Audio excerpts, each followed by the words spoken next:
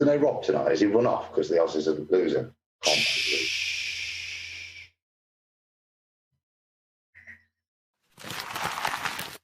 Did you ever drop a link for Rob? It's in 12.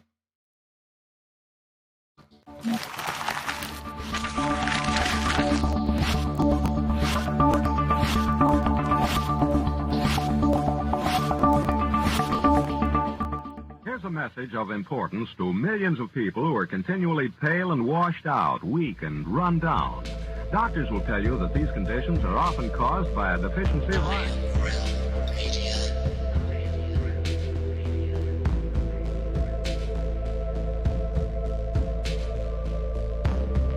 The iron you need to keep you physically fit and mentally alert.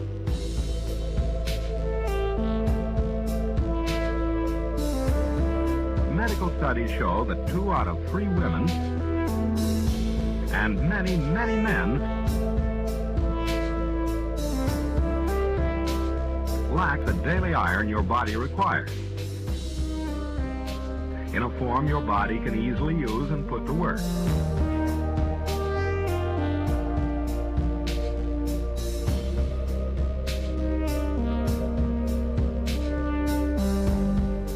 Every dose gives you more than your daily minimum iron requirement. We are awake, we are awake, we are not alone. We are striving for more. So if you're not getting the iron your body needs,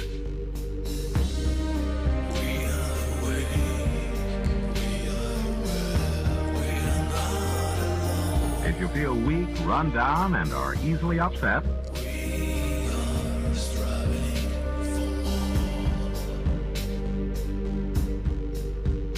start taking iron today.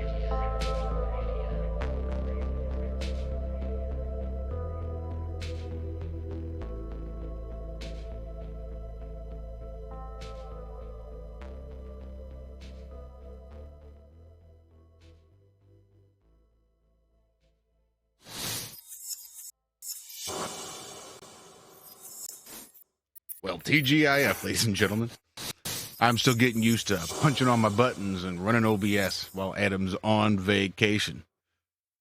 But thank God it's Friday. My name is Josh Corey, and you're listening to Iron Rail Media's Have No Sphere.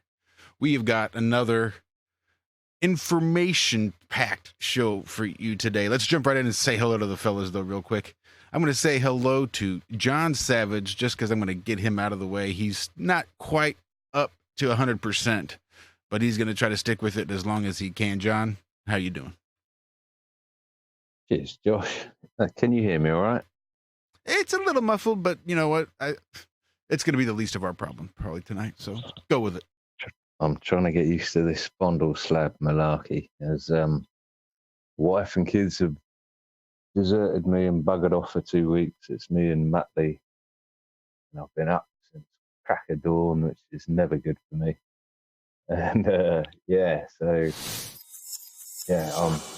walking dead at the moment, so I'll listen in the background. It's been a good week, though. Had a good time. But we've had some great gyro porn put out by Stefan from FE4. And I enjoyed that. Don't know if it's everyone's cup of tea. Jaren was on Veritas. With Mel, that was really good. And the podcast, the Flat Earth podcast. Please shout out David Weiss. Do not invite Baller Dave on again. Just no. We want Flat Earth there. David Weiss, please, from now on. No more Baller Dave. No more Baller Dave, huh? So I'll leave it there and mute up. Right on.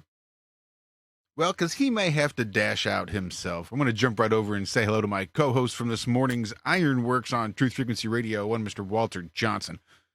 Walt, how was the rest of your day? How was your week since last Friday? Well, it's been an interesting week. I've kind of talked about it on the morning show this morning. I don't want to get off into all my issues. Just I've had an allergic reaction to my surgical implant. Yay me. So I'm dealing with that, trying to figure out what to do about it. Other than that, Michelle's going through a lot with some of her back issues that we're still both dealing with a lot from the wreck. So we'll be dealing with it probably the rest of our lives. I appreciate all the love and the prayers, and it has helped immensely. So thank you all so much. We had a great show this morning. We actually had a little drop in from another person here hanging out with us. Adam got to get in the mix for a minute this morning, lounging, chilling in the sun there, shirtless. Woo! Where are the ladies? Where are the ladies? What's up, Adam? How you doing today, man? Yeah, all good. All good. It was a good piece of, if I was listening, a bit of hardcore homoerotica for our win there. Me and me That's talking. hot. That's hot. Hi, Adam. Adam? No, I'm having a lovely time, topless as I am. But, I got in with you boys today, and I've even been banging on the Twitter this afternoon, been joining in some of your links, Walt, when my name's in there. And I saw you in the mix. I was like, look who's out. He must be feeling frisky out there in the sun. What with the shirtlessness? Shirts versus skins? Is that what we were doing? Followers versus flirts?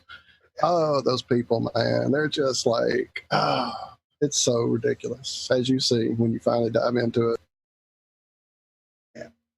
But lovely day. Really enjoyed catching you guys this morning, and looking forward to hearing that bell next time we do a bit of space lace. Absolutely. We definitely have set a precedent this morning with Josh's bell. Ring a ding ding.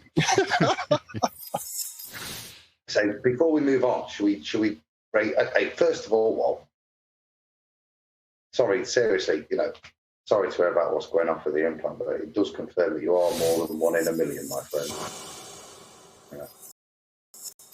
Without a doubt, I do seem to hit that jackpot quite often, unfortunately. So, go vaccinations, I guess. Woo! But just for once, should we not forget Josh and ask him how his week's been? How you been? Josh, how are been you, up on 10 and you're about to join the Space Force or something? Something like that. Well, we've not reached Zach Zabala either, but I'll make sure I get to him. Yeah, I've interviewed for a job this past week, doing very similar to what I was doing before, but instead of, say, ophthalmologic surgical equipment, those kind of small, microscopic, detailed type machining, this is going to be for optics. It was through a staffing agency, so I didn't really find out who the company was until just yesterday. But it's a company that manufactures military optics and geospatial optics and planetarium optics and all sorts of interesting things like that. So lots of lenses, lots of barrels. I'm assuming I don't know what's in store. I'm going to go interview with the actual company here next week, probably Monday or Tuesday. So that's exciting. Did you tell them you're a flat earther?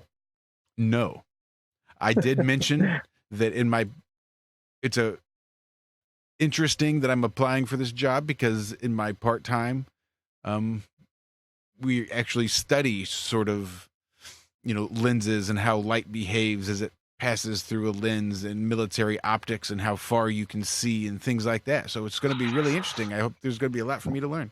Yeah. So easy. Take it easy.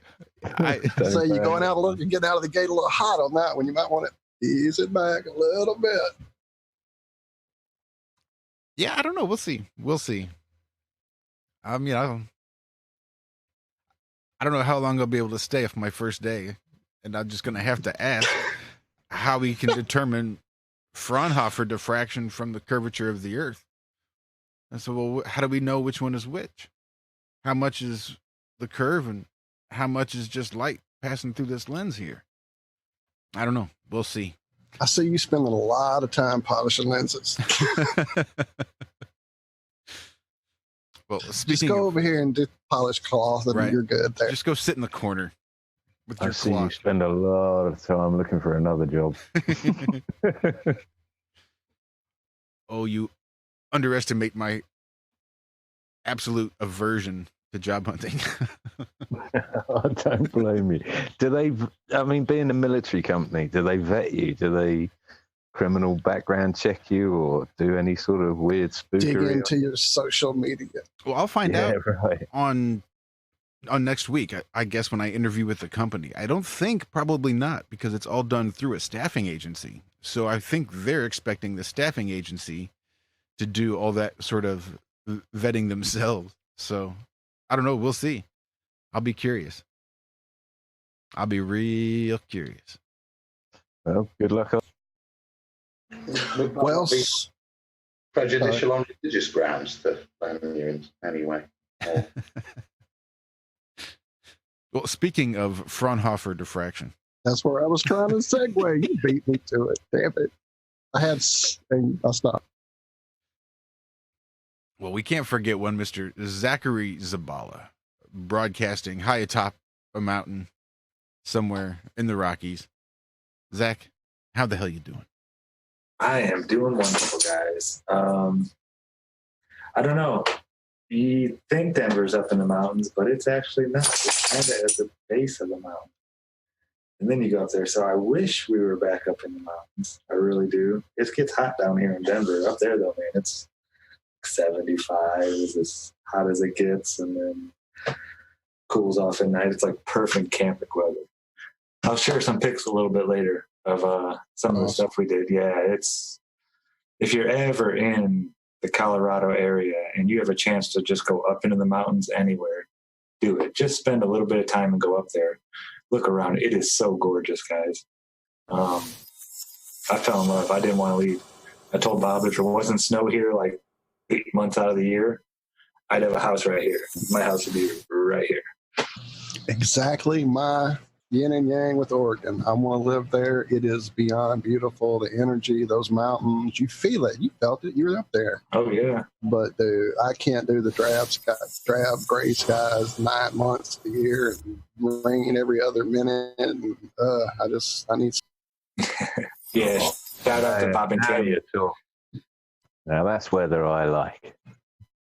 You would love Oregon, I bet, John. Nice grey skies, a little bit of spitting rain. Yeah, you'd be right at home there. But we'll meet up there one day. 20, not plus 40, just somewhere nicely in the Goldilocks zone in the middle. Yeah, England used to be like that, but it's a hellhole at the moment. It's just like a freaking sauna. It's horrible. Yeah, I've heard you guys are getting some heat out that way. Yeah, it's what was it, 37 degrees the other day or something? I mean, we're just not built for it here. You know, we really aren't. We need a little bit of rain every now and again. I think my potatoes have died. It's just, I think we've had one rainfall in the last 2 months, maybe. Oh, that's Ever since I got first ill. When I went ill first time, when I stupidly took all the roof tiles off and started dicking around with all of that stuff and then did my back in. That was the start of what I saw was 5 days of no rain. So that's why I did the roof. And I think it's rained once since, and that was months ago, it feels like, anyway. Huh. And it just started pouring here, even as you were talking about rain. I heard it start hitting my roof. It's like nuts all of a sudden here. It darkened really quickly. So, yeah, Yeah. rain for me. I can hear it. Just for the record, Zach, when you came in, your mic sounded great. I saw Jaron trying to help you out, but yeah, it sounded great when you came in. So maybe it would just had to get, I don't know, they had to reach an agreement to talk to each other, right? No, that was the that wasn't the. That was the camera mic. Yeah, that was Oh, well then, yeah, then that's not it because you're back to low again. I don't know. I don't know either. That's strange. I don't know why you can't get any more juice out of that headset. But that's a new computer, isn't it? Is that Yeah. put together by Bob himself. Yeah. the Nodal Corporation? That's got to be a good bit of kit there. But Yeah, dude, this thing is awesome. It's so It's the fun. problem with new things, though. You got to bed them in. It's like Yeah. my wife got a new car today. It was a hire car, obviously, not buying a new car. I'm not that stupid, but it's bizarre. It's got no CD player. It's got no key. It's got no handbrake. It's got, it's got no fuel cap.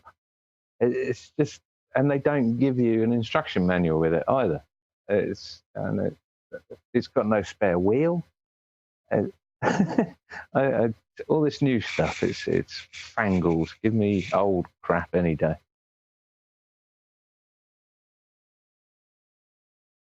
Sorry, there's one of your pregnant pauses, John. I'm just trying to figure out how to copy a link.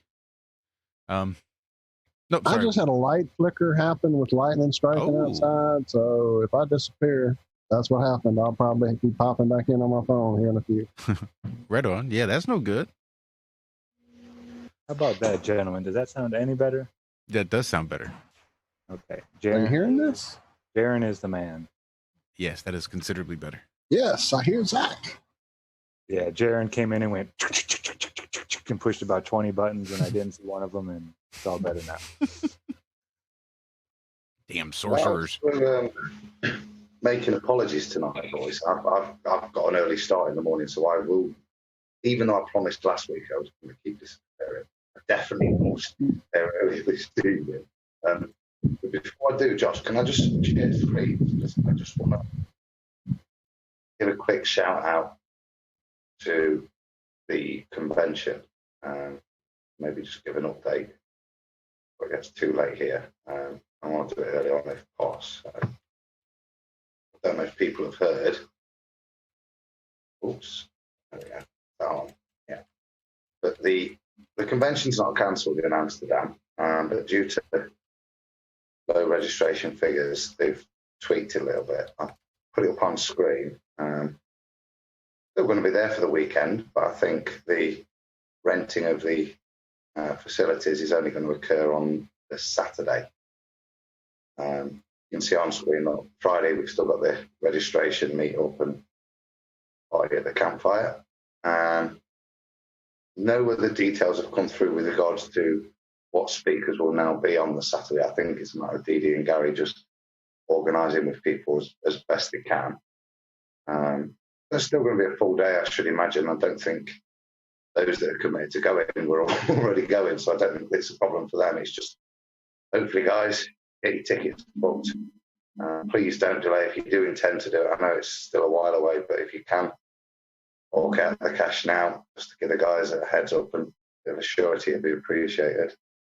Yeah, so the Saturday's going to be a full day, and then the Sunday, I think, slightly reduced. Maybe a bit of stuff around the campsite, and then I think we're off into the dam with Global Tour and trying to do a bit of activism there to make up some time on the Sunday. So good luck, guys, there. That's point one. I've not heard from Robin with regards to the UK one. I think everything seems fine there. I've not heard anything negative there. But one other last shout out, direct people to the Global Tour website. And if you can help in any way there, I think there's a lot of flat earthers at the moment trying to pull it together, trying to keep that going. And I've been roped in, instead of relaxing and meeting the guys in Italy, I've been asked to drive the bus a little bit. I think Ranty might be handing on to me in Venice.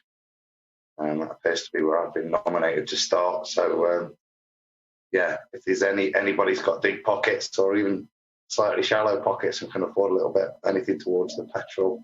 And that's what the guys are asking for. It's literally the fuel costs. You know, Jason's spent a lot of money buying himself the bus, which he's going to allow everybody to use. But literally the shortfall is in the fuel costs, really. So shout out, and anyone can help, be appreciated. That's my pimping done, guys. Thanks. Every little bit helps. Well, that's good stuff. Yeah, I hope it works out. That's a shame. And you'd figure Amsterdam would be a hot spot, you know? You would Couldn't think, pick a cooler venue than Amsterdam. especially with their lineup. I know it. You'd think that lineup in and of itself would be worth a trip to Amsterdam. Trip to anywhere. I think as far as the road trip goes, that's going to be. I think the money's going to start pouring in for petrol once the live streams start going out, once once it gets going, you know, people are going to know it's coming. I imagine on the first trip they did last year, I mean, I saw people coming up to them in Glastonbury and handing them 20 quid and, you know, for petrol and giving them food and this sort of thing as well. That's where I see, you know, build it and they will come. I'd be surprised if they started live streaming and going off on this trip, that it wouldn't get the support that it duly deserves. Amsterdam, yeah, I'm shocked, quite frankly.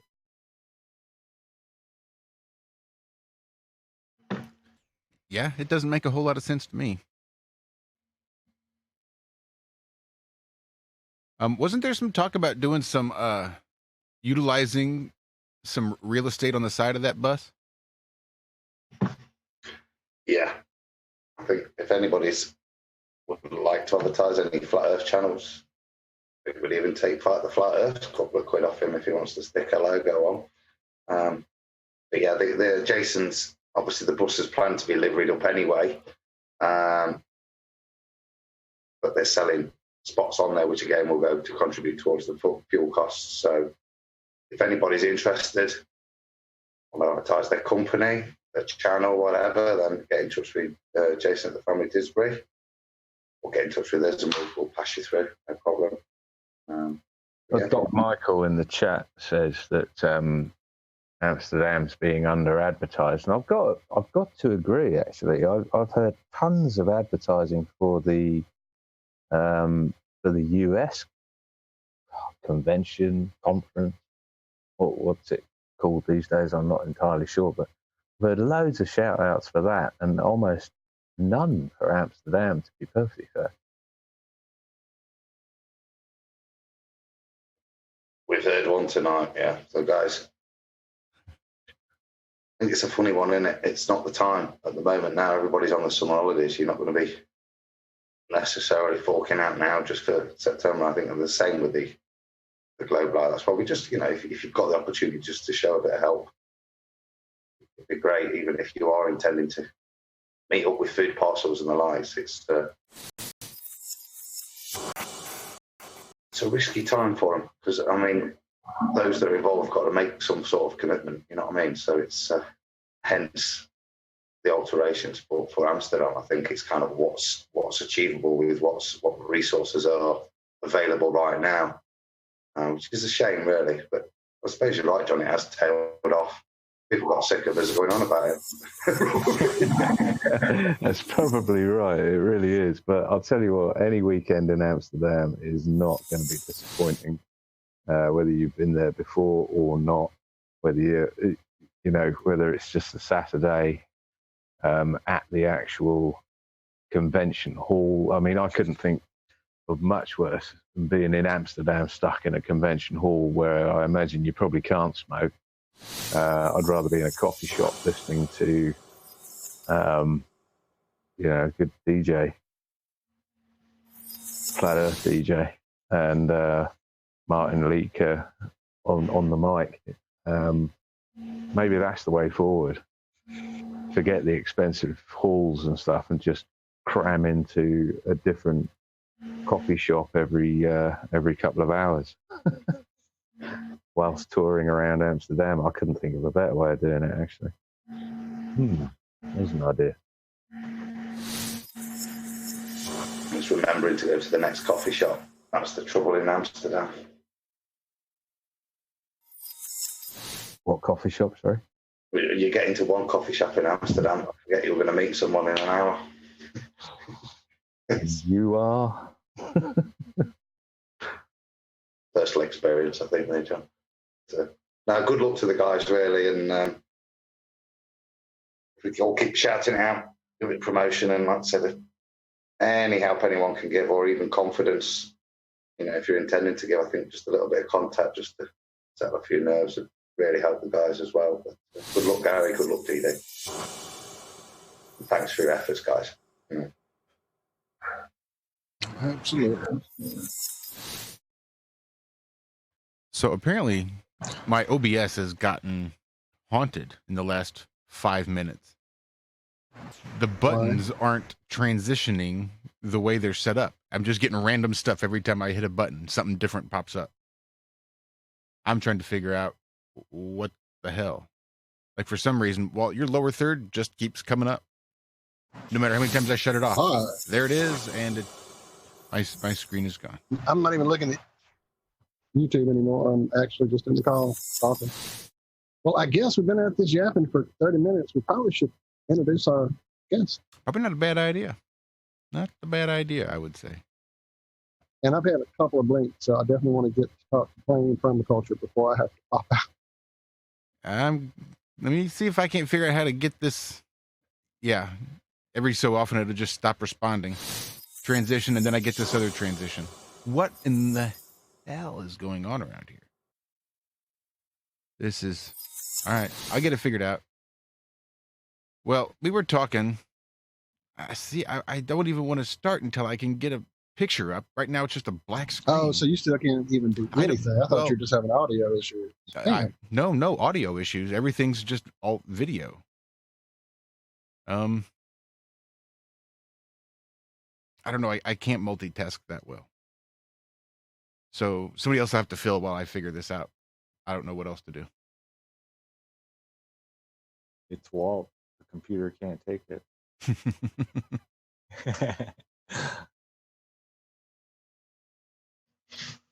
That's Phil then. And I lost my mute button, as I am wont to do here in this lovely call sometimes.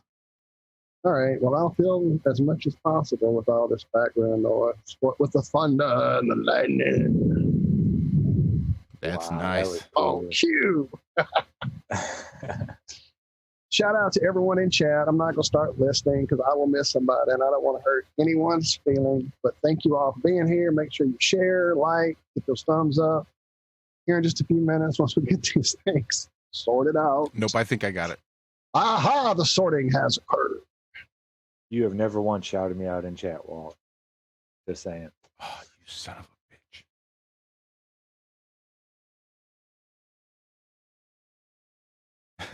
I'm not sure what he's doing, but he's look awfully intent. I thought you had it fixed. I'm sorry. I was trying to see what I missed in chat. What's chat then? Hey? Nope, I do. I've got it. Fangled weird thing. So you're looking at chat. The screen name says, "Let's keep having conferences where we preach the same stuff to the choir and get ridiculed by the mainstream media. Let's not raise any funds for proper exploration of restricted areas." Makes sense. What do we think about that? Adam, I'm going to choose you. Yeah, well, it's good job I was unmuting. I was about to shoot you, bloody misery. Cheer up. What do you think you're going to do there to correct the world? It's, as we talked about it, it's a fantastic opportunity to meet people of a like mind. And if that doesn't float your boat and you want to raise a couple of quid to bring down the Illuminati or whatever you think you're going to do with that at this stage, then go off and do that. But there's no need to be negative, I don't think, for people that are meeting together and having a good time, sharing experience of being ridiculed, if nothing else. It was one of the most uplifting experiences for me to actually go there and to not have to explain yourself and just chat amongst like-minded people and discuss the topics. Of course, isn't it?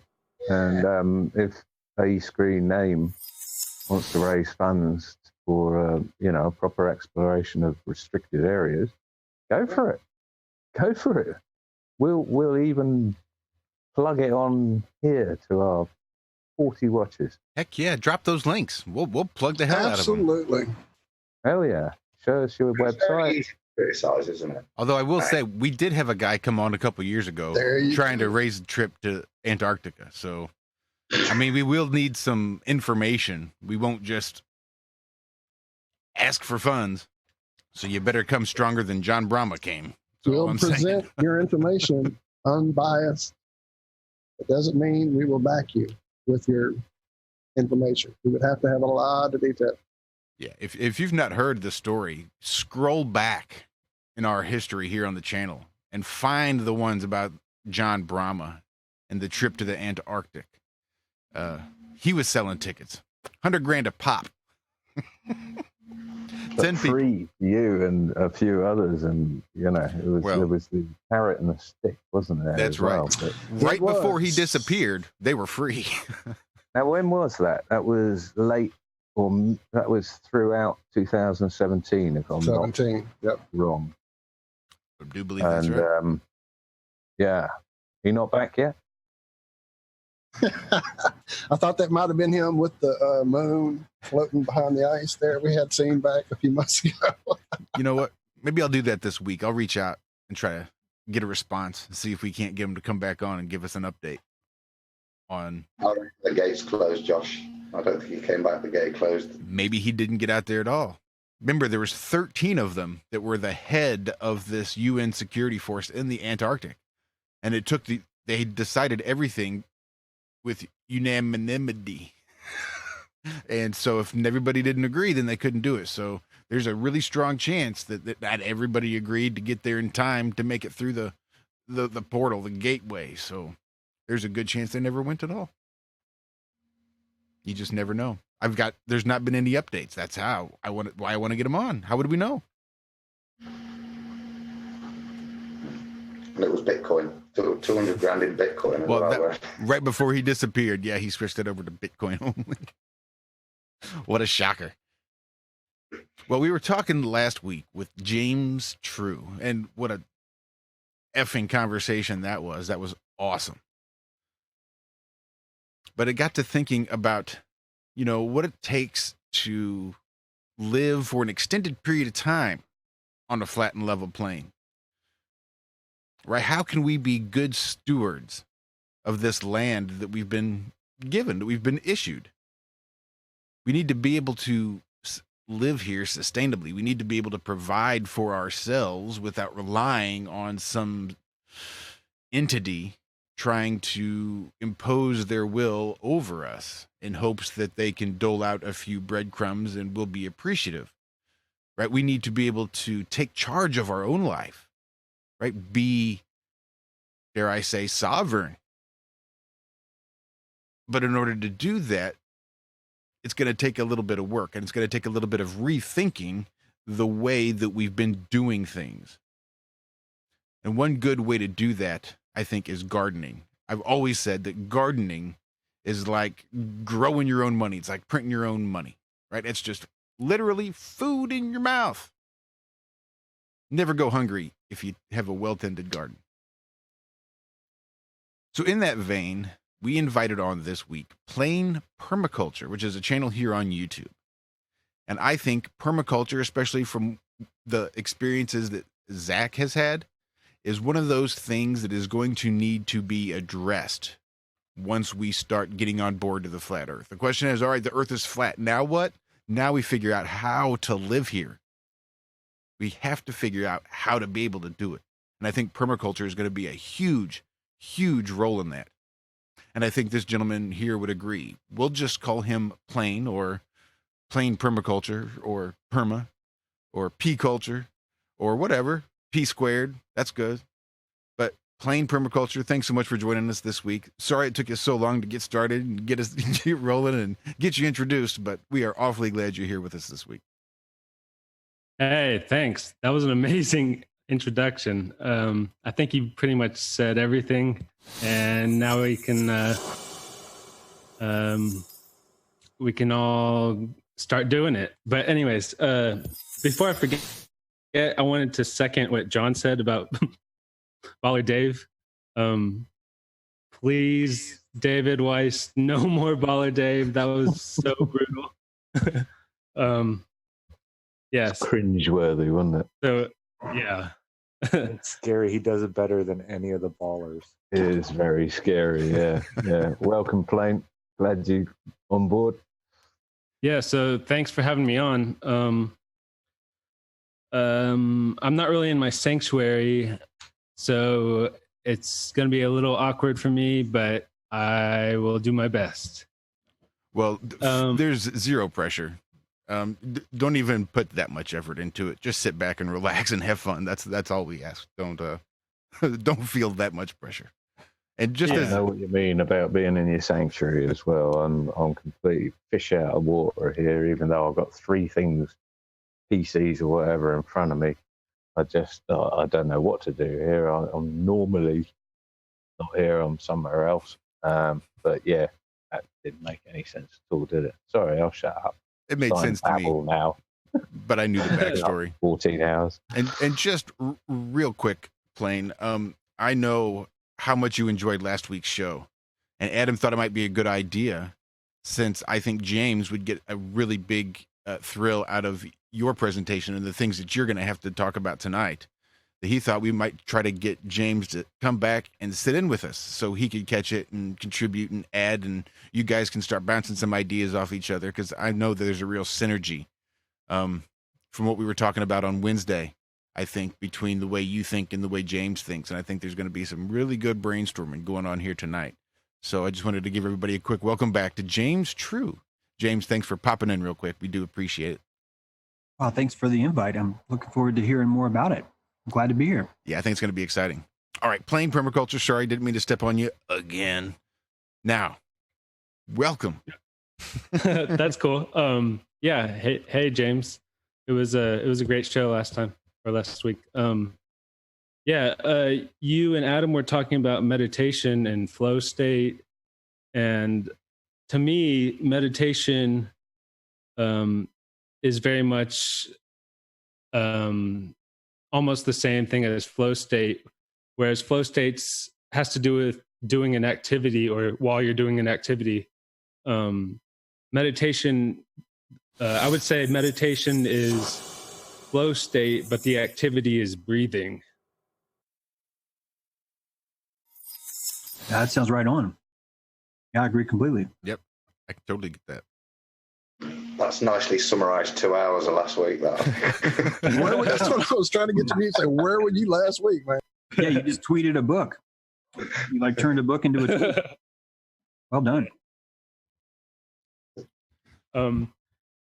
I don't know where to start, but I have a quote. Maybe I'll start there. It goes, "Dogs don't lie, and why should I? Strangers come, they growl and bark. They know their loved ones in the dark. Now let me, by night or day, be just as full of truth as they." That is awesome. I dig that. Oh, I love that. Yeah, love that. So you just said it's about breathing. Could you expand on that a tad? Yeah, so from what I gather or remember, meditation's a lot about focusing on breathing. And the idea, I think, is that you're becoming, or the goal is to basically be the being. And I think it has a lot to do with flowing and aligning all of yourself, all of your higher self, and all of your energies together. Yeah, I mean, can it be as simple as breathing? The reason I say this is I've gone through this story before on here, but anyone who's new, I'll say it again. When I was in London, I went to a hypnotherapist to try and give up smoking before I knew that smoking was actually very good for you. But we'll leave that for another time. And the hypnotherapy entailed imagining you were walking into a swimming pool, down the stairs into a swimming pool, and holding your breath for as long as you could hold it, and then blowing it out very at a restricted rate, very slowly, and entering into some sort of hypnotic trance state.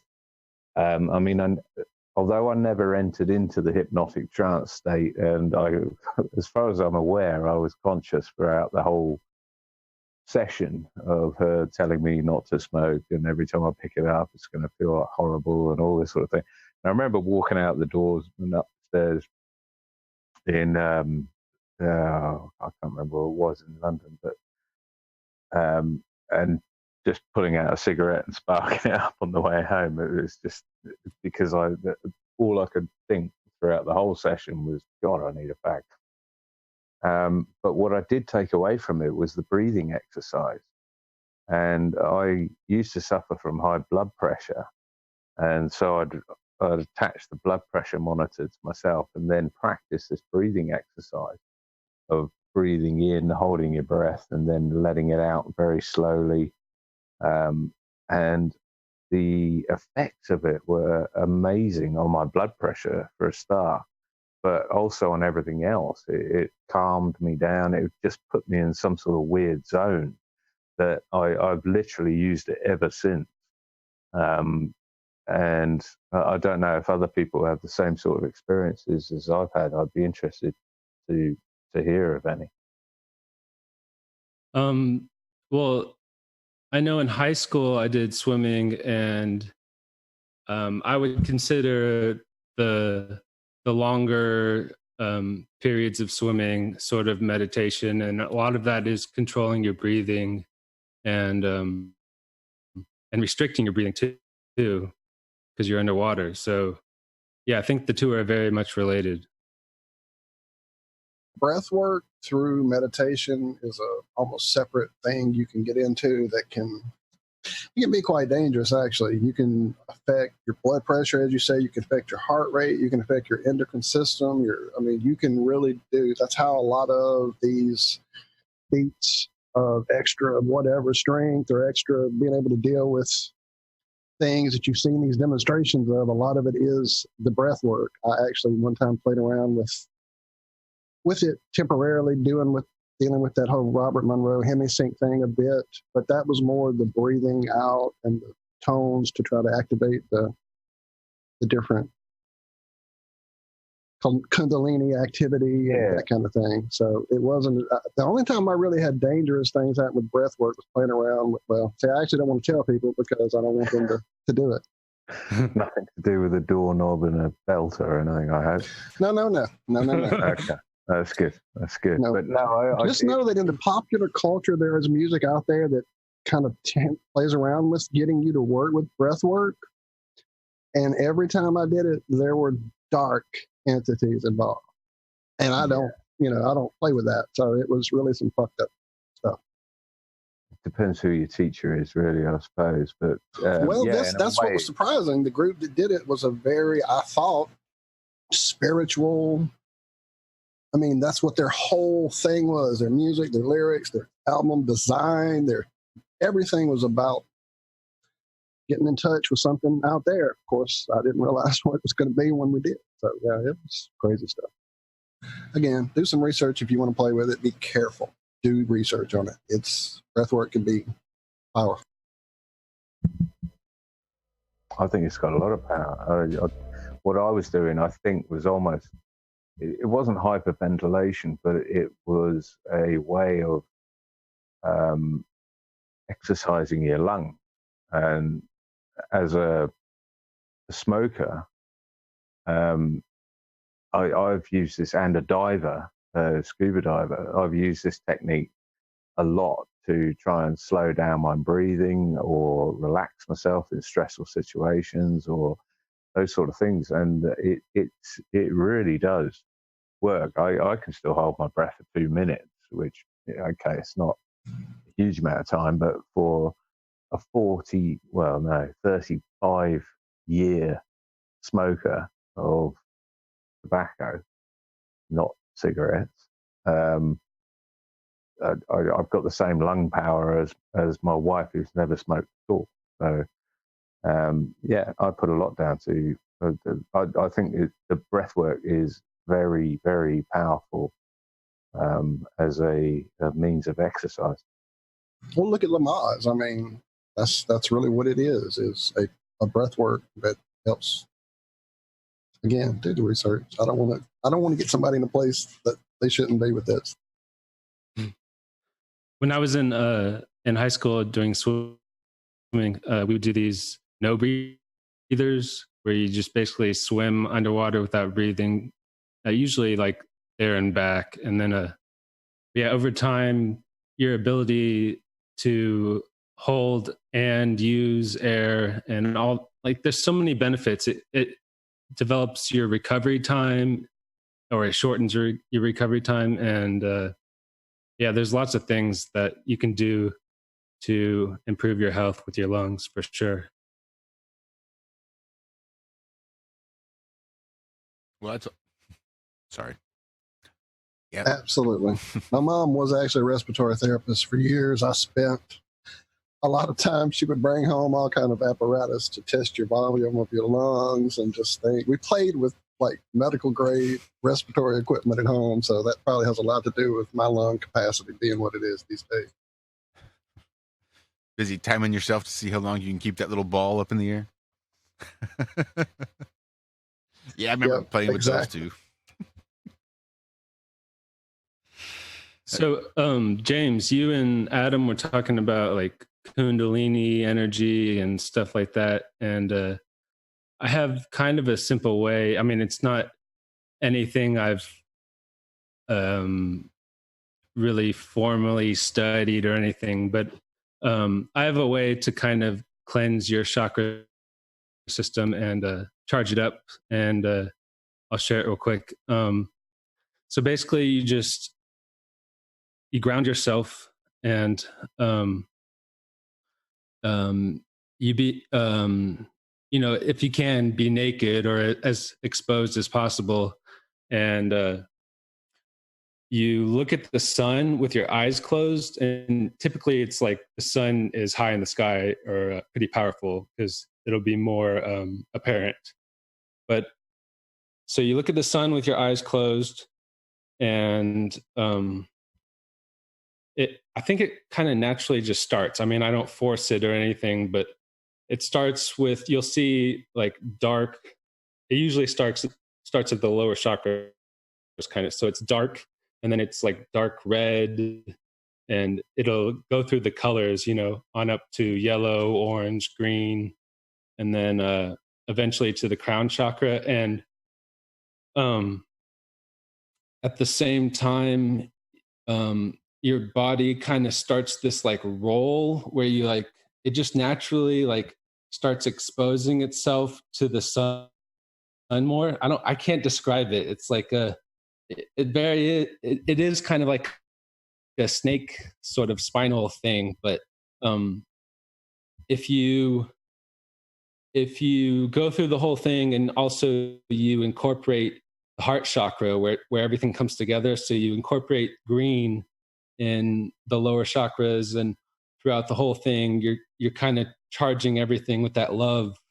And I bet you could probably do this other ways, but I don't know if you've ever tried that, or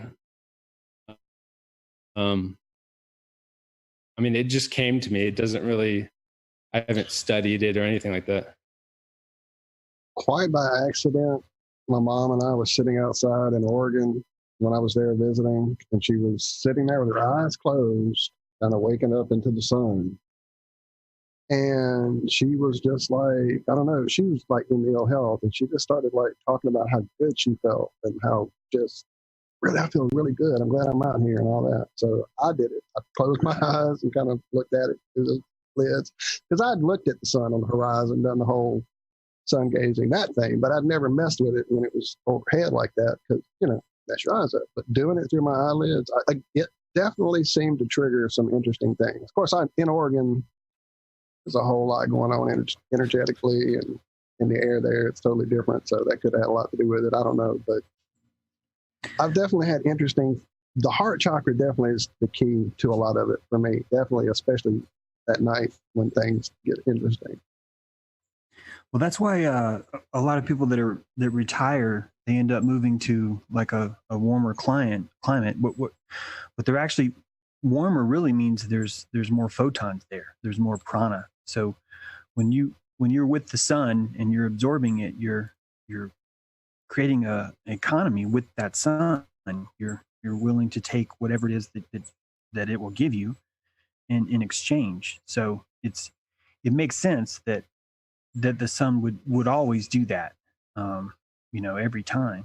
And the breathing is, I wonder, Walt, if maybe part of you got a little bit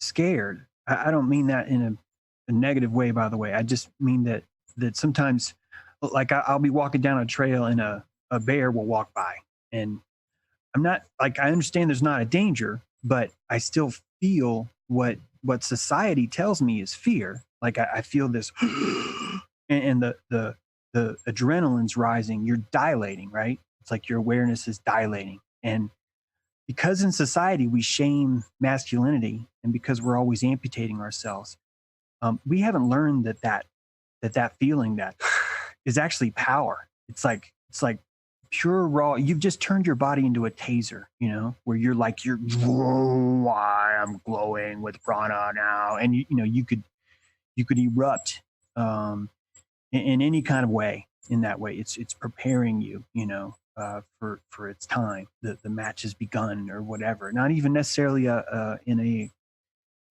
well, you get what I'm saying. And Well, so, yeah. I mean, I didn't really.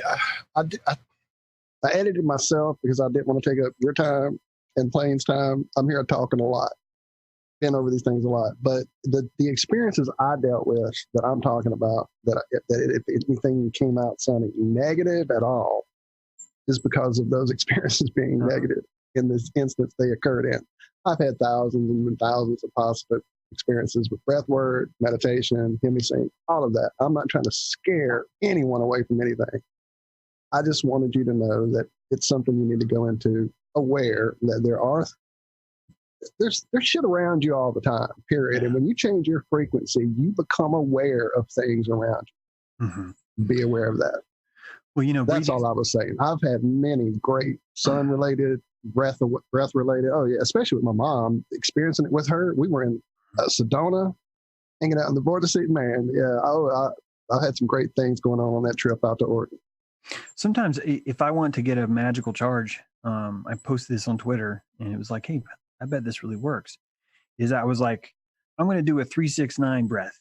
And what I'm going to do is I'm going to tune myself into Tesla by doing three sets of 3-6-9. I'm going to breathe in 3, I'm going to hold 6, and then I'm going to let out 9. And doing that like 3 times. Like you literally are going into your transmission, into your vehicle, and you're changing the idle. You're giving it more gas. In the old days, we would have governors with butterfly valves, and you're dialing that idle down a little bit, so it's getting a little bit less or a little bit more. That's why some of us are running like amped up hummingbirds all the time, and others are more like real slothy, kind of chill out kind of thing. When you start jacking with this, though, it gets dangerous. The kids camp I worked at, I caught kids behind the freaking latrine, and they were pushing up against each other's chest, and they were causing the other to get high through his asphyxiation. Sir. I know exactly what you're talking about. I was a dumb teenager as well. It's a dilation of awareness. It makes you, this is what John the Baptist, we talked about this, right? This is what John the Baptist probably had happen, is he had a near-death experience that amped up his awareness, where he's just like, oh, I can feel the flowers from here. You're just so on that and so that proves right there that breath jacks into that. When a mother's going to lift up a Buick to save her baby, it's going to be part of that's going to be that breath, that pranic, whateverness you want to call it. Yeah, absolutely. And that's one of those easy things that you can test. Just walking down the aisle in the grocery store, just doing anything you want to do. Just do a little bit of breath work. Just see if just changing your breathing, how much that changes your awareness and changes your perception in general. Just Yeah, your gear changes. You go from third gear down to second gear. You Yep. switch from, 4-wheel drive. Fuck it, it's good, man. We'll put it in 2-wheel drive. We'll sit this in economy mode. It's all that together. Let me ask you this, playing permaculture. Do you have only time when you're, let me see how to explain this. Okay, basically, do you do like lucid dreaming and breath work and the whole, like both sides of consciousness? Or is it more just meditation on this side of things? Because I do a lot of things in sleep that are pertinent to the heart chakra, and I just wondered how deeply into it you got. As far as dreaming, I do sometimes become lucid, but I haven't pursued that actively. But yeah, It's definitely a powerful thing. I lucked out and found out about it at an early age. I had a friend who he and I would practice with it like for years and would meet up at, I've talked again, I don't want to take up your time. I just wondered, it's definitely, when you go into sleep, practicing some of these techniques, the breathing and the meditation, you can definitely affect where you're headed when you go on whatever journey you want to call sleep. Yeah. I have. I'm playing. Sorry, mate. Oh, go ahead. I was just going to say I like a little bit of lucid dreaming. I'm not very good at it. It's very, very difficult to control, but I can get myself to being aware that I am there. So aware that, it's not a dream. I know I'm awake, sort of, but in a dream state. And the easiest time to do that is actually for me when I wake up, I'm going to wait 5 minutes or so, lay back down, close your eyes. And the easiest way for me to do it is to start with just some, like James is saying, in breath, hold, and then. And you do that 4 or 5 times, and pretty much I'm back in to a semi-dream state where I know I'm dreaming. You know what I mean? I'm in that dream state. I'm in control. I'm not able.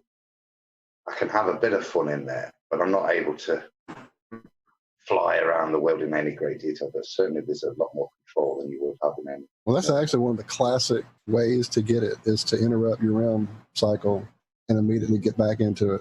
You can continue dreams doing that. So you hit upon it. Excellent. Yeah, I mean, I do lucid dreaming, but I just let it happen if it does. I don't really pursue it actively, but I do find myself flying a lot. And let's see, the other night I was turning into different animals. I don't know. There's lots of stuff that goes on. Dreaming is crazy. Mr. Permaculture, have you ever been hypnotized? No. Interesting. Or I should say not person to person, but maybe through a device. There you go. That's a good answer. TV does it pretty well. Yeah. James, how about you? Have you ever been hypnotized? I meant to ask you last week was a question. Have you ever been hypnotized? Everything that we do, every single action of our life is a trance. And we have trances that are higher and lower than themselves. And I'm not trying to be a stickler here, but when we say that, have you ever been hypnotized? It really does. It's like the worst. I don't mean the worst because it sounds. It's really throwing off what's actually happening out there. And yes, I have been formally, I guess is the question I was going for. I formally played with hypnotism before. Me and a friend would hypnotize each other. There was some interesting things that we did in a fraternity once. And then, there's like some guys were playing with a Ouija board, and there's a group hypnosis that's happening when you do that. And so yeah, there's definitely been different events like that. But sex is probably the deepest hypnosis I've ever been in, like that I could name, right now. Like, what would be the state where I was like the most in a trance of some kind? And it would definitely be probably like during sex. And then the least would probably be when I was hypnotized. It sounds weird, but if you think about it, the you're more consciously aware that you are in a trance state, and that's as far away from a trance state as you can truly be. It's when you forget your identity, your center, you become a verb. I know I say that a lot, but so of course, in this world of everything is reversed, of course, that's what hypnosis would be, is bringing you out of the fucking daily hypnosis. Yeah, and I know that sounds like such a contrarian thing to say, but you get what I'm saying, Walt. It's just absolutely the way it works, man. That's exactly what it would be. I mean, that's the only way they could make any kind of real changes in there, is to get you out of that fucking state that you have to exist in this fucked up place. Well, I played around with meditation for a little bit, to the extent that once upon a time my ex-wife brought home a book labeled Meditation for Dummies. And there were actually some pretty interesting things in there. And just playing around, I think there was some breath work was when I first sort of got interested in breathing. But it kind of set me on a different path. And I went and bought a book about self-hypnosis. And I really got a lot out of this self-hypnosis. I remember one time, there's a time back in high school, I think, in a drama class, the drama teacher put herself and did these like deep relaxation sort of narratives where she talks you through, and basically it's a group hypnosis. And I got to thinking of that when I was doing the meditation, which put me onto the self-hypnosis. And there's a lot of good breathing techniques and self-hypnosis techniques that I think really do a good job of breaking people out of that daily, everyday, mundane, TV-driven, spelling in your vocabulary, the way we speak, everything we do, just the entire blueprint of mind control can help break down with a little bit of self-hypnosis and inner reflection and focusing on the here and the now.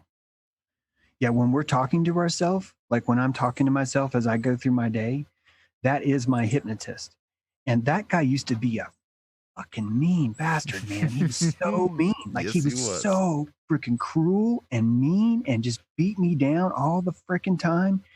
And now this guy in my head is really patient, considering just how bad I get sometimes, where, you know, where I lose myself in whatever. And it's a constant, more of a correction, less of a punishment, and more into the art of correction. And I think that comes with consenting over your particles, because as you start to understand that I'm responsible for my vibe, it just instantly has to snap you in, where you're like, well, wait a minute. If I'm responsible for my vibe, I need all these shitty looks to come back in. Come back in here, shitty looks. Let's hang on a second and come back in here, you know, at shitty attitude. Come here, come on. And you know, now you're really like, okay, I'm gonna need to own you guys. We can't be putting out this stuff, you know. We need to put out good music, you know. We gotta get good subscribers here. And it's just a natural economy that starts to develop in ourselves, where we decide, what is the trance that I need to get me through lunch today, because I know that I'm going to have another trance I'm going to have to set tonight before dinner that's really important. You know, all these we're setting ourselves up for the trance each time. It's what always keeps us in flow state. Thinking is not the same as believing. Thinking is the goose that stops for directions. Okay, believing is the goose flying north. And when we are taught in this society to stay in thinking mode all the time, stay in your head. Stay in your head's always like a half second ahead of where you are at best, right? I mean, like at best. Sometimes it's way in the past, sometimes it's way in the future. But when you get out of your head, that's really where you are no longer burning all those calories, where you're completely in it's like when you're running, if any of you guys run, but sometimes when you run, you get in this flow state where you're riding on top of your pelvis. You're not actually doing work. You are riding a current that's happening, and you just happen to be inside of it, like a kayak. There are studies out there, you can imagine, because they make so much money, but professional athletes, people that operate at that professional level, they can dip in and out of that flow state. And that's what it is. You know, when you're having that game and every ball you throw goes exactly where you want it to, whether it's in the strike zone or to your receiver 40 yards out, everything is right on. You just can't fail. You're just in that groove. And that's that flow state. And these professional athletes, they know how to manipulate their brain and their brain waves and their way of thinking. So when they play, that's the state they play in. That's what separates the professionals from the amateurs. That flow state, and just being, not thinking, not trying to remember what your training is, but you just let everything congeal and you just go do it. You stop thinking. It's very, very Star Wars. My choir teacher in college was an amazing tenor, and he would write great parts for us. And every time he would get a new one that was a cappella, he would insist we learned it and got rid of it so that it was just coming from in here and not here. And dude, I'm getting chills now just thinking about some of the places we would hit in those auditoriums. It was deep stuff. Definitely, when you get it's musicians, they hit that same flow for sure. When you just let go and forget the notes and forget it all, and you're just flowing it through. Somebody in chat, I'm sure, has already quoted Bruce Lee. Don't think, feel. Yeah, the ultimate flow state, if I can explain it to anybody, like anyone on the street, if they're like, what's flow state? When you sign your name, you are actually in flow state. If you think about it, what happens when you're giving your signature, you really are entering into a flow state there. And I only know that because I've been signing books lately, and I'm noticing that when it's time for me to sign the book, I have to prepare everything for it. I look at the name, I say, okay, hey Dan, thanks for buying my book, and then I sign it. I become the action. I become the signature. That's the best example you could explain to a normie, who's still out there in 9-to-5 fluorescent world. What is flow state? It's when you sign your name. Or how about when you're driving home and you wind up in your driveway and you don't know how you got there?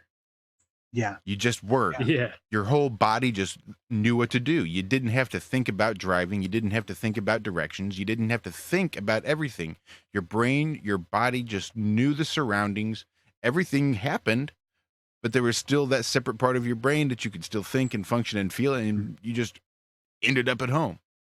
That they call it highway hypnosis, and that's why it's a dangerous thing to do, because you're not necessarily as in the moment aware of your surroundings as you would be otherwise, but it's a literal hypnosis then that puts you into that flow state, and your body just drives. I've got a more English version if you're interested. Nah.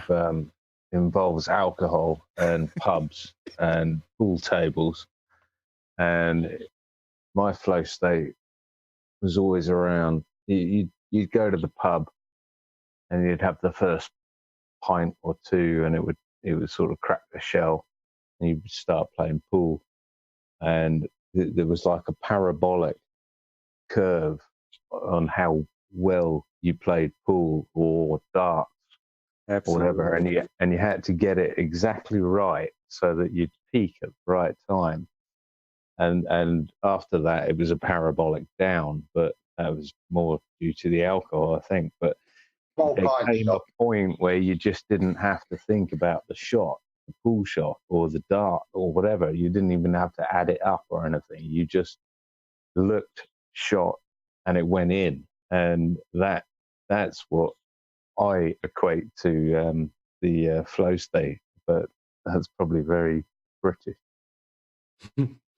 Sorry, Adam, what were you to say? Alcohol and British, mate, because I said 4 pints was my answer there. That'd be about right. You were just like pool demon, and then you just you hit that 5th pint and it's gone.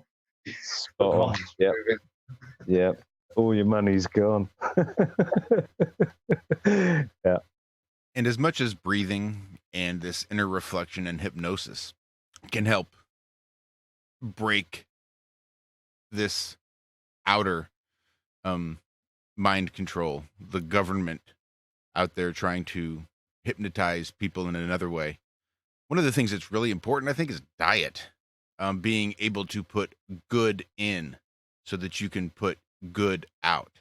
And one of the best ways to do that is to take in as little GMOs as possible, right? You want to be able to make sure the fruits and veggies that you're taking in are going to be of the highest quality that you can get. And at this day and age, sadly, for the value, the best way to do that is to grow your own. And if you can figure out how to grow your own and really produce to make the very most out of whatever land that you have on which to grow, and actually begin to produce and become self-sufficient that way. That way, you know, you're bringing good in so that you can put good out. And that's one of the reasons we wanted to get Plain Permaculture on today, was so he can talk about that, because this is something that he has studied. This is something that he lives. And I wanted to get on so he could talk and share some of this knowledge, because I think it really needs to get out there. I think this is going to be one of the things that people need to start to practice once they realize that they have to be good stewards of this land. Yeah. So food is basically the same thing as medicine. I mean, anything you put in your body affects you. And like they say, what you eat is what you are, or what you become, maybe. But medicine really works the best if it works with your body and if you have a relationship with it. So if you put energy into living the living thing as you're growing it, and you build this relationship, you know, when you come to harvest it and you ingest it, it's essentially, it already is you. You've already become one with it, kind of. And if you can't grow your own, like you're talking about diet and stuff, like if you can't grow your own, then you want to find somebody who is, and you have an energetic exchange with them. And so they essentially gift you the food and you exchange energy that way. But that's awesome. As far as like going to the grocery store and stuff, I mean, even the organic system really now is kind of, you know, nutritionless and dead. I mean, I've noticed that if you see this small farm in the grocery store that has a good, you know, quote product, then oftentimes the store or the large corporation will take that product over and make their own version, and then they'll push that small farmer out. Yep. And you know, these people, they're not really people, it's corporations, it's the Walking Dead. I mean, they have no ethics. They don't care about you. You know, they're not gifting it to you. It's a dead machine operation. It's like a factory producing something. And people view food as fuel, but a lot of what food is, or what we ingest, is sampling the environment around us. And people, like, for instance, people in the cities are essentially not in a concrete jungle, but a concrete desert. And if you were to go outside and look for food, I mean, you're lucky if you have like a postage stamp lot and some trees and some fruit and stuff like that. You can connect that way. There's still those little, you know, pieces of the natural world. But there's a big push to get people stacked in buildings and on basically completely disconnected from the natural world. And it's essentially creating a factory farm, or a CAFO, if you know what that is, a confined animal feeding operation. And they're doing the same thing they do to animals. Like, everyone talks about these factory farms where the animals are in a building, they don't get sun. There's all these health problems. There's, you know, they say you have to vaccinate them, and you can't even go in there without a breath or a respirator, because even the air is toxic. And they're doing the same thing with people. So I definitely want to get into permaculture and how we can essentially transition away from this push to be factory farmed, essentially. Can I just add a little bit there, Perma? You mentioned medicine at the beginning there, and it's something that's struck me. I got a lovely old copy of, when I graduated, my dad bought me a lovely, I'm not a doctor, I'm a pharmacist, but he still bought, we went to Greece and we bought a copy of the Hippocratic Oath. I'm not getting it back. It's been tweaked and changed over a number of years, but there's just one bit in the middle from the original Hippocratic Oath, which reads, "I will use those dietary regimens which will benefit my patients according to my greatest ability and judgment, and I would do no harm or injustice to them." And diet was a key part of any physician's outlook and treatment of any patient. And I think its removal, that line from the current Hippocratic Oath, speaks a lot as to where medicine now leads and where physicians orientate their direction. And diet, strange. That's a good point. That's a good point. The current Hippocratic Oath is voluntary, which I didn't know until probably about 10 years ago. My father's a doctor, but the current Hippocratic Oath is voluntary and is only taken up by, the last figures I read were 50%. So only 50% of doctors are signing an oath to say they won't harm their patient. And I thought that was quite staggering. And it's probably got to do with tort reform and malpractice insurance and things like that. You probably get a better rate on their malpractice insurance if they've not sworn an oath to do no harm. It's funny you should say that, because that's in the Hippocratic Oath, the original, as far as I know, it says, obviously you won't do harm to your patient, but you also, you won't use a knife. Don't want to read it. And that sort of rules out surgeons. And I always wondered why surgeons were called Mr. instead of Doctor. And it's only recently that I've sort of wondered even further and thought, maybe they're legally called Mr. because they can't be called Doctor because they're not party to the Hippocratic Oath in terms of using knives. I don't know what you think about that. I will not use the knife, even upon those suffering from stones. But I will leave this to those who are trained in this craft. There's a clear distinction that surgery has nothing to do with a doctor. Leave it to those that. That is interesting. It also does say, I will not give a lethal drug to anyone if I'm asked. And similarly, I will not give a woman a pessary to cause abortion. But you can see why in modern medicine that has to be changed, because it's doctors that administer abortion. So you can see why the probably oath uptake is probably reduced somewhat.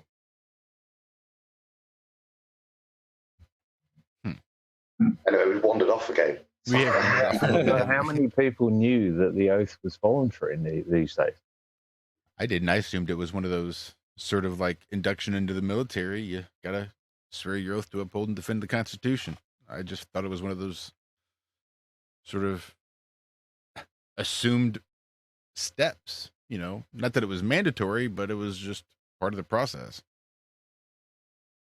No less mandatory than finishing all your schooling. Just the next step to becoming a doctor. That's strange.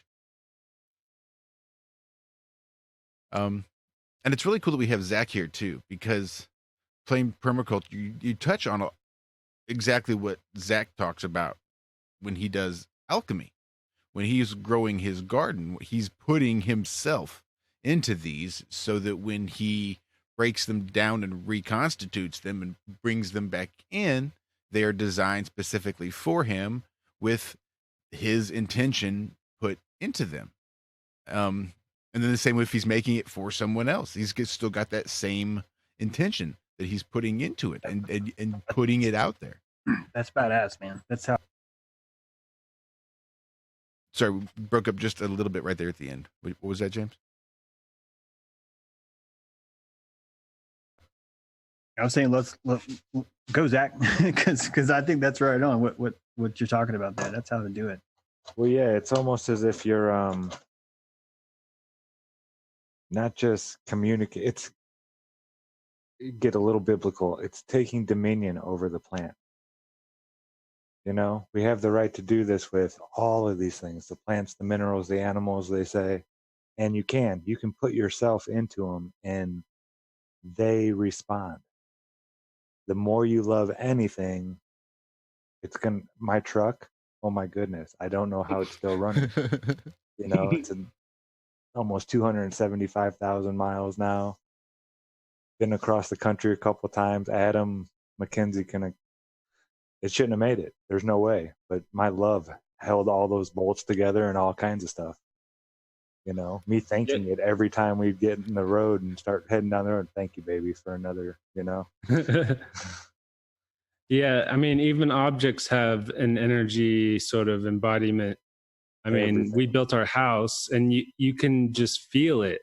You know, there's a sort of I don't know how to describe it, like an energy it has, and it very much synergizes with your energy, especially if you build it. But I was going to say an example of plants sort of giving back to you is when you take fruit or maybe leaves or something, a lot of times it'll produce more because it recognizes that it's, you know, it's connecting with something and gifting it that's its energy to you.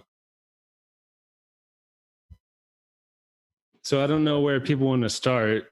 I can kind of just briefly define permaculture. So permaculture to me is an ethical design science based on the best examples of nature, or you could say creation, with mankind included. So one of the best examples of permaculture is like a rainforest, because it produces so much life and biomass, and its ability, it's got an abundance, and its ability to support life just is amplified.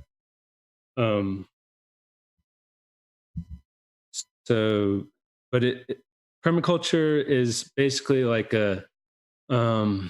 it's a timeless sort of innate collection of knowledge and applications and techniques.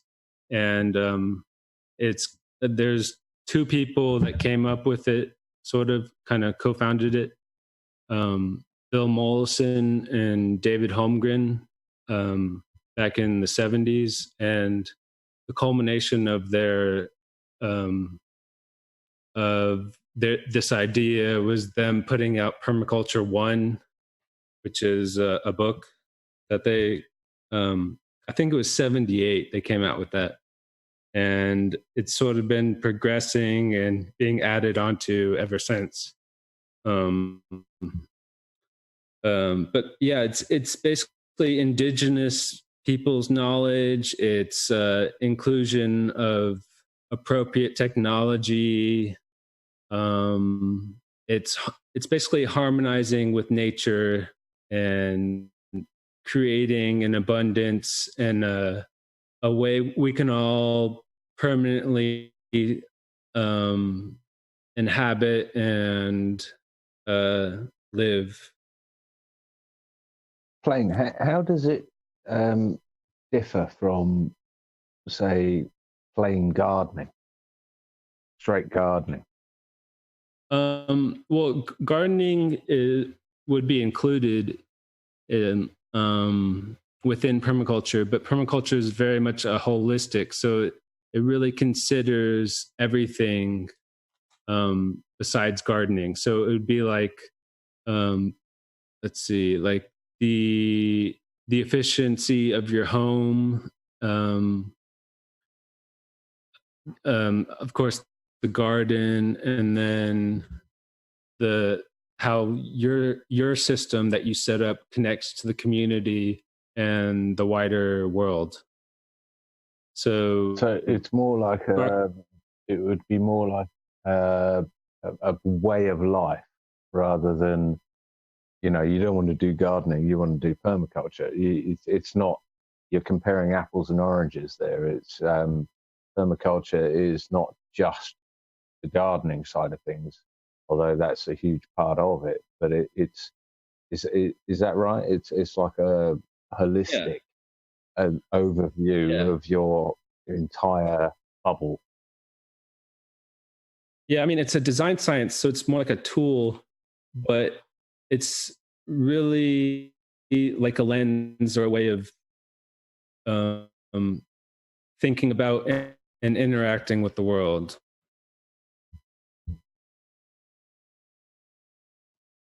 So if you had like the perfect garden that was designed by a permaculturist, if that's a word, but you had a house that was built of, I don't know, glass or something, or it just, consumed 100 kilowatts a day in electricity or something, that it wasn't producing itself. I mean, that would be sort of half permaculture-ish.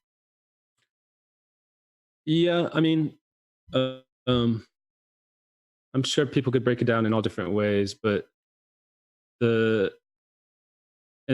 that case, you'd really want to think about your house and how you can improve it, or I don't know. In that case, you might want to knock it down and build an actual house, but or reuse the materials. I mean, it's conscious thinking. Are you driving a 7-liter, pickup just for the hell of it, or you work for an oil company? None of that sort of fits into the holistic side of the. What I'm trying to get at is the definition of permaculture. Really, I hear it all the time, and I semi get it. But this is how I'm sort of rationalizing it, is that it's more of a state of mind, of a way of living, rather than just, I mean, when I originally thought of permaculture, I thought of gardening. And that's why I was asking what the difference between the two different sort of things were. Yeah. If that makes any sense. It incorporates all of living, basically. And if you're not, if you're living very unnaturally or unconsciously, I mean, you're just naturally not going to be doing things that are very sustainable or beyond sustainable. So it's very much about getting to the point, or having the goal of thriving, not just surviving, and creating an abundance you can share and interact with. I've just looked up the definition area. It says the development of agricultural ecosystems intended to be sustainable and self-sufficient. And you use your first analogy in terms of the rainforest. That seems quite sensible, and can't see a problem with it. When you try to individualize it as one man against the system, it seems an uphill challenge. And from the reason I asked James, it seems to be that it's something that we could do on our own if we want to live in the woods. But reality, it's something that's intended for a new way of building a community, to me, not just for one individual to adopt, but for communities to adopt. Because the way it is sustainable, it's very difficult for any one individual to achieve that level of sustainability. But as a community, we're all contributing certain different aspects. That would seem a much more realistic way of achieving a permaculture. Yeah, it's very much about connections, and instead of competition, it's more about cooperation. So it definitely is about integrating with your local surroundings and your community, and synchronizing with the natural world as much as possible. Would you say it's on par or on parallel lines with voluntarism?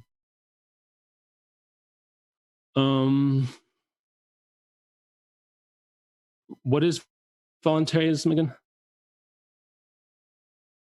Well, where no one governs anyone else, basically, where you don't have a government. Well, Like anarchy? Everything is. well, no, you can have a government with voluntarism, right? Right, sure. That's right. Yeah, because government could be the tapestry of agreements. Mhm. Right now, it's the tapestry of mob rule. That's right. And monopoly of violence. Of course, that too. Yeah, I mean, it's got permaculture has branched out into businesses and ways of governing ourselves and all sorts of stuff like that. I don't have that much expertise in that area, though. But yeah, I mean, people have definitely taken this and used it to design all kinds of things, including ways of governing ourselves. Well, in the description, I found a quote about permaculture that I really liked that came from just the front page. They're on permacultureprinciples.com. And I just thought it was really good. It says, permaculture is a creative design process based on a whole system's thinking informed by ethics and design principles. This approach guides us to mimic the patterns and relationships we can find in nature and can be applied to all aspects of human habitation, from agricultural to ecological building, from appropriate technology to educational and even economics. By adopting the ethics and applying these principles in our daily life, we can make the transition from being dependent consumers to becoming responsible producers. This journey builds skills and resilience at home and in our local communities that will help us prepare for an uncertain future with less available energy. The techniques and strategies used to apply these principles vary widely depending on the location, climate conditions, and resources that are available. The methods may differ, but the foundations to this holistic approach may remain constant. By learning these principles, you can acquire valuable thinking tools that help you become a more resilient in an era of change. And I just thought that really kind of all-encompassing, I thought was really cool. Yeah. I'm just wondering, is it me or does that sound like it was written by the UN Agenda 21? I think it's been co-opted. I honestly think it's been co-opted. Yeah, that was my impression too. That's been good, but there's something that could be misinterpreted and taken by radicals to, cow farts and car exhausts, etc. Yeah, what do you reckon to that, James? Yeah, that's what I heard for sure. But you guys, I don't know if you guys know this or not, but I believe that oil is abiogenic. I think that it's a myth that oil comes from dead dinosaurs. I think that's what they tell us. Likewise. Install constriction. Once you can install constriction, you're taking someone's gasoline out of their car and you're watching them freak out because can I make it over this hill to get the gas station? And that's what Rockefeller did. And so a lot of the, as we know, Al Gore, oh my gosh, that guy lied so much. And it pays to lie. It pays to create constriction. It pays to create a system that makes us think that we are unnatural, that the city itself is separate or different than the jungle. The city is a living being. It is a living, breathing, sentient forest. It's just made out of concrete. It's made out of energy. It's made out of our angst. It's made out of our desire for hard things.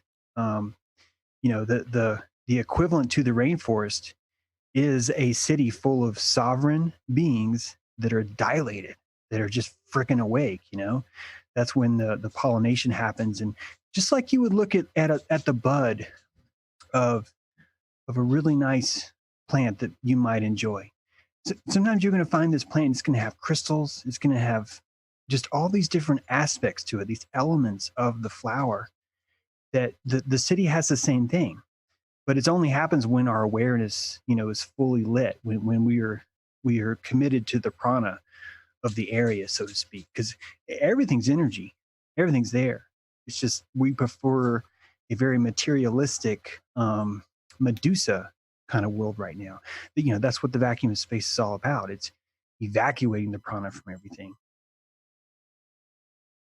Yeah. So as far as like the UN stuff and things like that, permaculture was never intended to be taught by anybody but the people. So, UN talks about sustainable and all that stuff, but they're really talking about sustaining their rule over everybody. And as we awaken and people move away from the system's gonna kind of mimic a lot of those things and try to suck you back in and say, oh no, I'm actually good.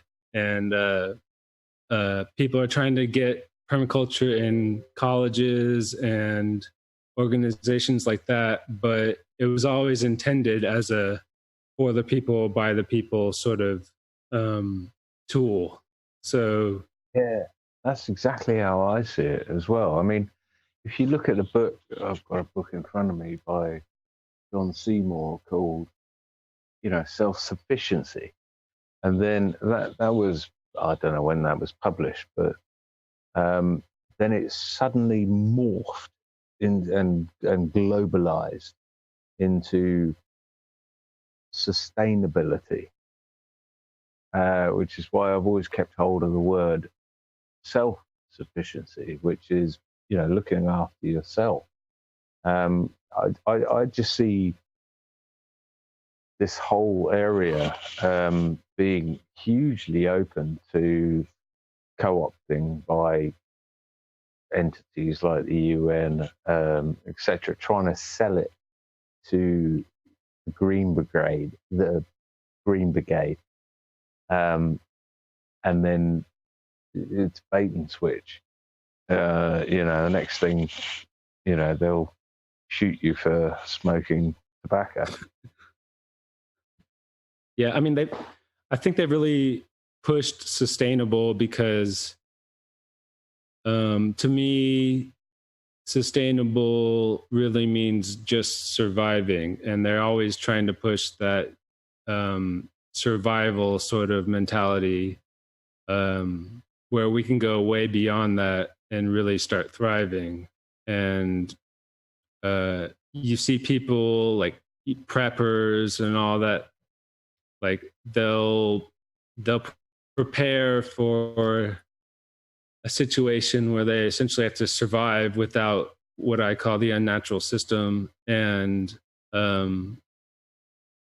they're really putting themselves in a mental state or a mindset of protecting that system, whereas they should be transitioning away from it and just living the way that they need to survive and move past survival into thriving.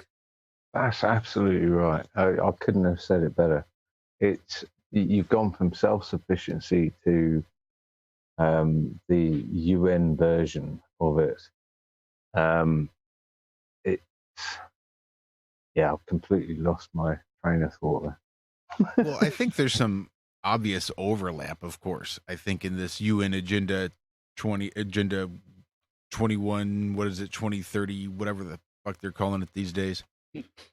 And this idea of permaculture, I'm sure that there is some overlap. I'm sure that those globalists can look at this idea of permaculture and think, wow, I could really work this into a smart city. We could really grow some food in a smart city. I could really recruit a bunch of workers to work on a permaculture farm in a smart city. I'm sure it could be done that way. Absolutely. But it could also be done on the basis, all I have is 10 acres. So I'm going to try to build, 5 tiny houses and get 5 people. And we're going to try to. That's what that's what I just remembered I was going to say. That's gone again. Almost. So close. You can take I'm You kidding. take I'm just parts- saying that they're literally, with the sustainability stuff, they're literally bringing us to a point where we can just survive, literally just survive. We're ill, we're malnourished, we're weak, we're malformed, whereas self-sufficiency brings us to the place where we can actually not just survive, we can thrive and make a real difference. But yeah, their whole point, I see, is keeping us to the point where we're just barely alive, i.e. we're sustainable. Yeah, I mean, you can take parts of permaculture and apply it for a smart city or whatever like that, but it's really not permaculture, because permaculture, one of the things in permaculture is you have 3 ethics you're kind of following, and the first one is care of earth, the second one is care of people, and the third is kind of care of future or return of surplus to the first 2. So in that case, I don't think in a lot of ways you wouldn't be taking care of earth or the people in something like that. But yeah, so permaculture really is an emphasis on living systems. And I hear a lot of people kind of saying, oh, well, there's, we can create technology where we have endless electricity and we can do all kinds of things with electronic technology, but I think a lot of those people don't have a natural perspective, and they don't have the other side where you would probably realize that you don't need those things to actually live, and you're actually better off without them. But can I ask who is it that makes the decision? There's this hierarchy of Earth, humans, etc. Who is it that makes the decision between what is good for the Earth? I mean, sort of, for the benefit of everyone, as opposed to what is good for humans. This is where I see the fanatic side of it coming in, because that can be taken control of by anyone. And this is where we step into the realms of cow parts, and you can't have a log burning stove because you're killing the earth or whatever. Because you're cancer. Because your life is cancer, and that's why there's the step 1. It said was Earth. Earth is top, and then it separates humans from Earth, which is weird because how can there be a human without Earth? But it says humans are not really separate. Okay, well, it sounds like there was a priority list where, step 1 is protect the Earth. Step 2 is to protect. Step 3 is to protect the future. And so that's what I'm trying to say, where it's that same kind of constriction culture, personally, that I see that makes me think that's mind control, actually. It's creating the breeding ground where we are all putting our poop in a plastic bag and making sure no one can see it. And it's creating this mindset where we don't belong here. We are foreigners and we shouldn't be here. That's the part that scares me about it. I'm not saying that's what you're saying.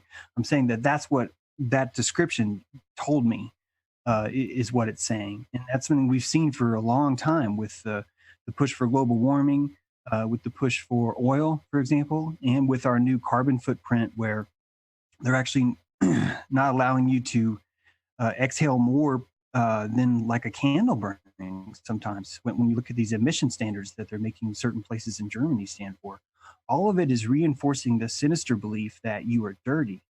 And to me, that would be where the agenda comes in. It has nothing to do with the farming or creating an art with your life. It's more about installing the philosophy that you guys are too many. There's too many of you. That's myth A. And you're too dirty. That's myth B. And myth 3 is you didn't belong here anyway. That's just from what I see of it. Well, I as far think I'm sorry, Payne. I just wanted to say that although it seems like, you know, some of us are ganging up on you or whatever, that's not the case at all. It's probably a good time to get your opinion on the sort of oil and the coal and the sea level rising and the Al Gore nonsense. I hope I don't sound like a jerk. I'm really sorry if I do. No. Likewise. I didn't want to either. I think I've got a completely different message there, guys. That what you're raising there is the new eco warriors born with mortal sin, with your carbon footprint that they try to put on you. And from what I've read and what's been explained, it's not about that. It's not about saying do this because the planet will die. It's saying do this because this is the way it'll work best. For not only as a consequence for the planet, but for you, because you become part of that ecosystem, and you, as we allude back to earlier, you're then giving your body the best input it can possibly, the best medicine it can receive. And I think there's a very different motivation for why you're watching your behavior or trying to be more in tune with nature. And that's probably the difference. I'd probably summarize it to make what I'm saying is one's wanting to become in tune with nature, and one is telling you, as you alluded to, James, you dirty bastard, you're ruining nature. Do as little as you can. You know? And I don't see that from permaculture. It does seem to be, it harks back to the old days to me in terms of how we always used to do things. We don't necessarily need to buy a shitload of fertilizer that's chemically produced. There are ways in which we can manage the land to give us that fertilizer for free. Is that clearer, please? Yeah, so I mean, you can approach this from all different ways and perspectives, and people have different motivations and intent. That's all an individual thing. But as far as the ethics, it's listed that way because, I mean, it's a holistic approach. So if you just said everything is connected, I mean, people wouldn't really get it. It's trying to break things down so people can understand and apply it. So the care of Earth is you know, just taking care of the environment. I mean, you're very much connected. People are connected to that. It's not trying to separate it. It's just separating it to point out, well, for one, a lot of what the excuse of taking care of the earth and this eco, you know, BS and like you were trying to, or like people were trying to say, the eco warrior stuff and all that fake environmental stuff, which is just like kind of an agenda against you. But the care of people is pointing out that, you know, it's not going to be like a robotic, like you just develop technology to take care of the earth. Like people are very much included. So, it's experiential. It's experiential based knowledge. So this stuff has been proven time after time. The two guys who came up with this really studied indigenous cultures and native people and like Aboriginals in Australia, for example. And, you know, it's just putting together what actually works to thrive and live in this realm we're in. So I mean, if I can clarify anything else as far as my perspective of it, and it's never really. I've seen people bring things into it that I don't agree with, like global warming and like planet stuff, obviously, and all sorts of things. But at its main frame, at its core, it really is bringing back common senses and ways of approaching living using techniques and other things to create, a world where you would want to, you'd actually want to really live in it instead of like this, this place a lot of people find themselves where you're just complaining and you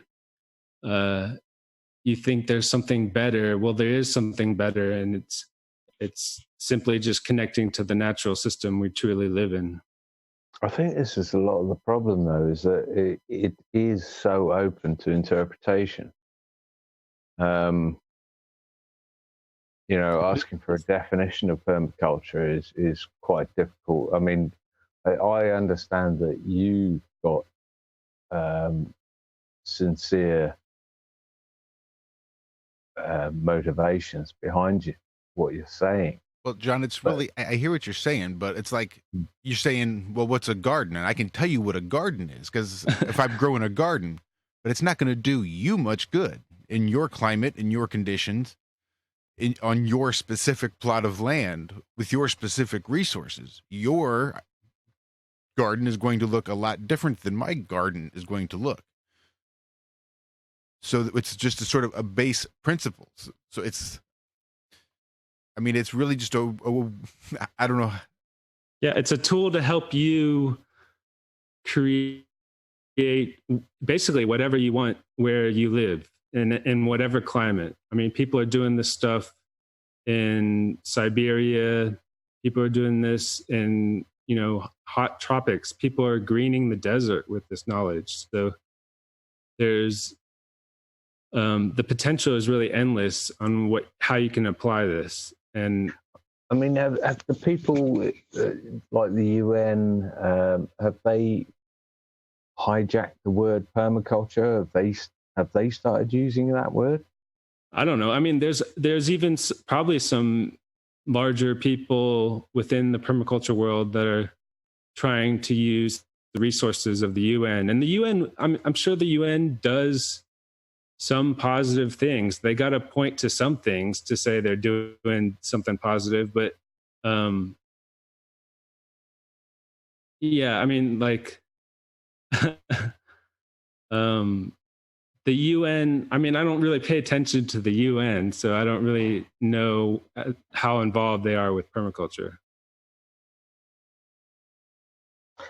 Well, it's things like the UN. I mean, this is, if you look into your kids' curriculum in school, you'll find that it's coming from the UN. If you look into the pharmaceutical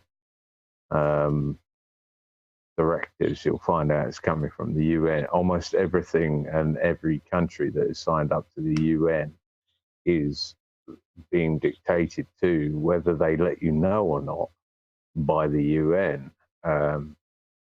So it's a front to keep your eye on, for sure, because I'll tell you now, they are co-opting this. They are this sustainability and the green footprints and the carbon. Oh yeah, but it's up to you to listen to them or not, though. I mean, we're the ones powering that system. That's exactly what I'm saying, is that at the moment, this permaculture thing is a sort of personal, what you believe permaculture to be. It's like anarchy. It's like what you believe anarchy to be. You say anarchy to your parents and they'll slap you around the head and go, oh my God, that's crazy. But it's because their definition of anarchy is very different to your definition of anarchy. And the same I can see is happening with permaculture, is that there's sort of half and half. It may have started as a grassroots the thing that is really wholesome and good, but if you don't keep an eye on the people that are dictating policy, they are hijacking it, and it's starting to sound more and more not from you but from them. It's the keywords, the buzzwords, sustainability and this sort of thing. I don't know. Yeah, well, It's all it's marketing. a lot. I mean, It's a lot like flat Earth. So in flat Earth, right, we have the mainstream media taking that over in a lot of cases, yeah. and they're promoting it in a different way, with a different opinion. But it's like flat Earth. It's very much open source, so nobody's in control of it, and nobody ever will be. And that's part of that's part of its. That's one of the good aspects of it, and It's in part that of the nobody. appeal. Yeah, that too. And that's exactly what I wanted to hear you say, was that, this is something that you need to look into yourself. You can't just hear the buzzwords of, it's good for the planet, or it's green, or this, that, and the other. It's as you've done. Yeah, just like flat Earth, people have moved away from the word permaculture sometimes because they don't like all the drama. But there's what was I going to say? I don't know, but I'm hearing someone's radio in the background. I don't know about you. Oh, I was going to say that, I don't have to use the word permaculture. It's just that permaculture has put a lot of this stuff together. So it's kind of dumb not to at least explore it, at least at the beginning. It'll kind of jumpstart your knowledge. But I don't have to go around labeling everything permaculture. I'm not really into the word as much as, it's just an easy way to put it together, just like flat Earth. Can I interject? I'm going to have to shoot in a minute, but hey, can I just ask one question? That's like discussed a lot. And James has talked about community ways of functioning. How do you envisage, what would be your dream way in which you would bring, I'm going to use the permaculture, into everybody's daily lives, and how that would affect a community? How can you see it functioning as part of a community? Well, the answer always depends. So something that open, I might need some more restrictions or limitations. But how about this? What are you doing?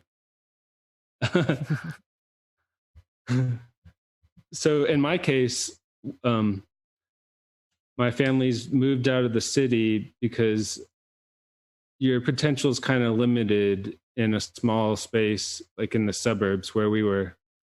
And we have some land now, and currently what I'm doing is putting in the earthworks and the sort of mainframe design for the system. And pretty soon, I'll be doing all the little details of the gardens and all that stuff. We started out kind of doing earthworks and figuring out where how the water flows and how the elements move across, our piece of land in our system. And we built our house, and what else? So it always depends on where you are. So one of the first things you do is observe and interact with a place that you're going to design. So, how does the sun move across? How does the water move through the system? Is there a slope? What kinds of soil? What kind of animals, trees? Just connecting with that piece.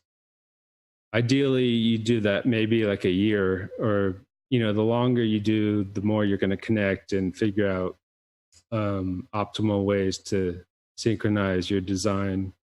But then you typically come up with like a sector map, which is what I said, all the elements that move through. And you might ask neighbors, if you haven't lived there, you might ask neighbors where fire would come.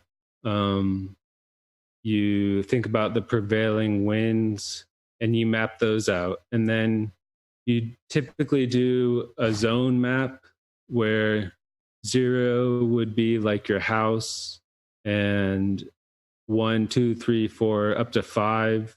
5 is like wilderness, or the wild, the stuff that's just left wild. And you typically use the wild part to learn from.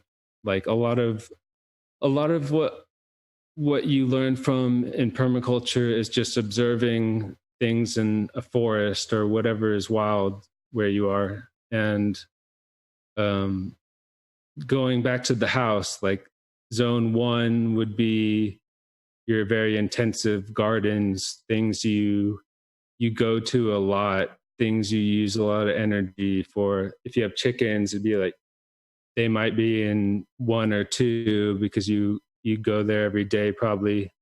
And then as you go out, you probably get into more like food forest or forest type gardening, and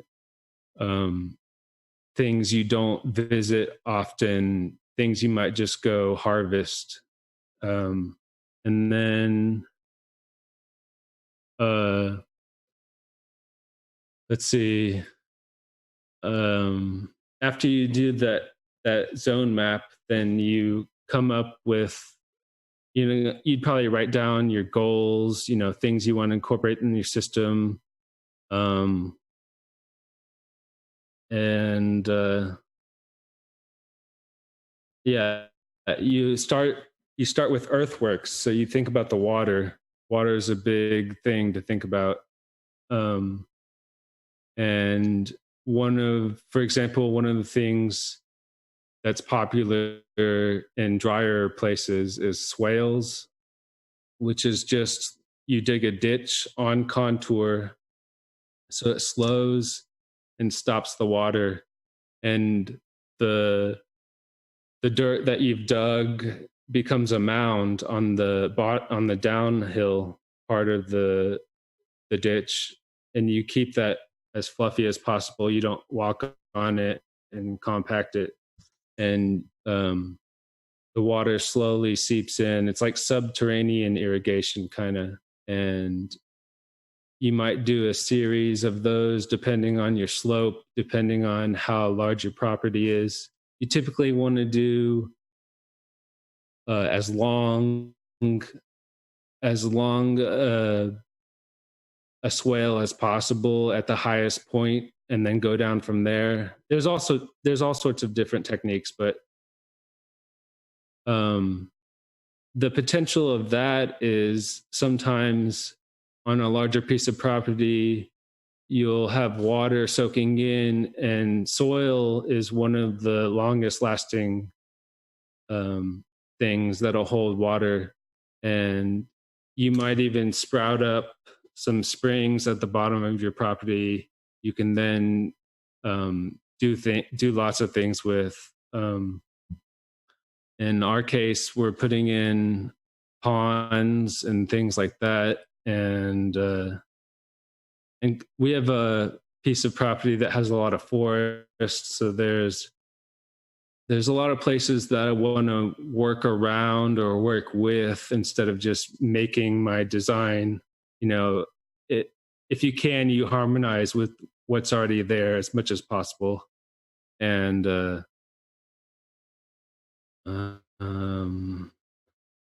what else? Like after you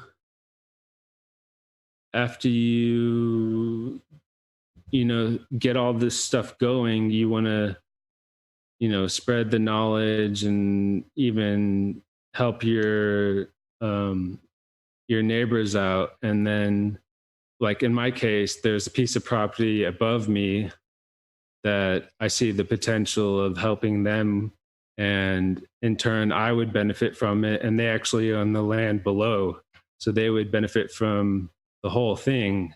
So it becomes like a exponential sort of benefit. And that is very data intensive, and that's I think that's awesome.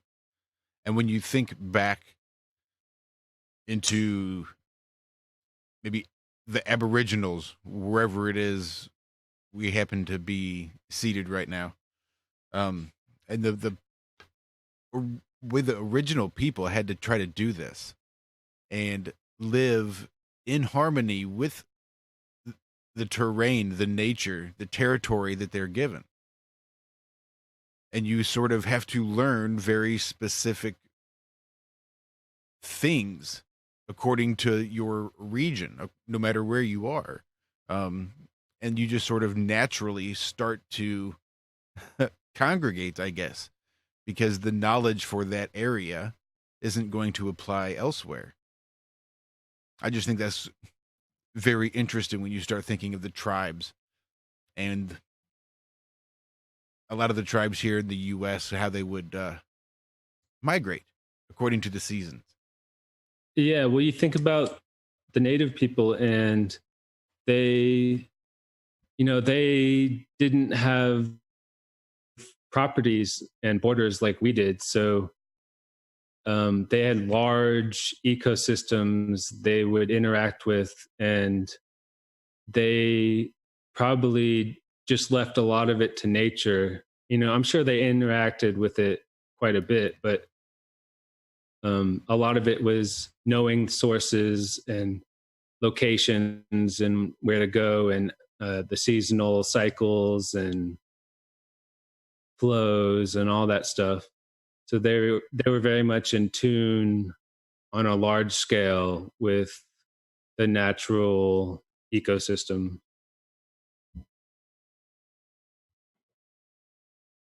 But then even learning how to feed a village, right? Because it can take a village, and really until they started getting pushed around and herded into these small areas, there really was just this bioregionalism. It was all sort of based upon where you lived, and you could share information and help out your neighbor. And these are things that I think are relevant today, whether you want to take the idea and spin it with a UN agenda, some globalist agenda, or you want to take it and look at it as from sustainability to self-sufficiency. Because this is how you would run a small plot of land with a few close people, right? You'd have to learn how to harmonize, not just with the land, but with your neighbors, and how to stand on your own 2 feet so that you could then help out the people around you. Yeah. A lot of permaculture comes from those people and their knowledge. And, Bill Mollison and David Holmgren visited a lot of those places where there's still pockets of those people left that are doing what you said. And, permaculture really probably is or has a lot more potential than one of those regions, because it's such a collective thing from all over, and it really amplifies that quality that native people had and applied. And I think it's going to become a lot more prevalent, where people are starting up these communities of like-minded people. Sort of a communal living out. You don't want to use the word commune, because that's just, shy of a cult. Sometimes intentional community is used. That's good. or Eco Village, maybe. I don't know. There's a lot of different names. And see, people now you use a word like Eco Village, you're gonna invite know. people to say you're being co-opted. But I totally see how this is one of those things that you need to be careful with whom you associate, because I'm sure that there are sharks in the water. Yeah, I mean, it's really parallels a lot with Flat Earth. I mean, there's trolls, there's paid shills, like especially from Monsanto and those type companies, and you know, universities, agricultural colleges, stuff like that. They really don't like people really simplifying this, how to live, and because that's their bread and butter, is making everything complicated, making everything a lot of it technology driven. You know, they're tying everything into like people have said, like Agenda 21 type stuff. But yeah. Well, and I can see how you may not want to maybe get as in depth as you've done, because man, that's when you're studying and getting wind reports and weather reports, that's something. But I really like the idea where you're harnessing the flow of the water on the terrain. You have to study it and make use of it, especially if you're not going to be migrating somewhere else for a few months and coming back later. If you're there to stay, you need to learn how to make use of and fit in with your surroundings. So yeah, I think this is, you know, this is becoming more and more important the more people kind of divide up the land, and we don't have that larger forest or land to use, and we're having to, you know, live on smaller and smaller areas. Yeah, I mean, permaculture uses there's a lot of flat earth knowledge that can transfer into permaculture, like water and the physics of water and how it moves, and the fact that it lays level or seeks its level. How does it do that? What's the path it takes when it seeks its level? That's awesome. I dig it. So a lot of permaculture is about slowing down the water and keeping it on the land and letting it soak in efficiently. And it's a lot about water. That's really interesting too. It's not necessarily about creating dams and trying to stop water and keep water from your neighbors. You're just slowing the flow down a little bit so as to better utilize it whilst you have it, because you're just borrowing it, right? You didn't create it. It's coming from uphill or from up above, and it's going either into the grass or down below, downhill, to seek its own level somewhere. Yeah. So if you make dams appropriately, it actually increases the hydration of the surrounding lands. It doesn't, you know, just hold it like a Hoover Dam or something. Right. That's not to say that dams aren't beneficial. Yeah. But it's where you're not hoarding water is my point. You're not trying to just keep any water that's on your lands now your water, and F everybody else, F your neighbors. If they want them, they can come and buy it off of you if they want. Right? What happens is basically they're going to benefit from your abundance, water included. Which I think is not necessarily, well, I guess maybe it is. I was going to say it's not necessarily one of those things that the UN agenda is going to be pushing. But I guess if the abundance goes to the state as they would want, then it doesn't really matter. But what I don't think you find with Agenda 21 driven policies is this idea of self-sufficiency. They never want the individual to be sufficient. They don't want the individual to be at all. If it was up to them, there would be no individuals.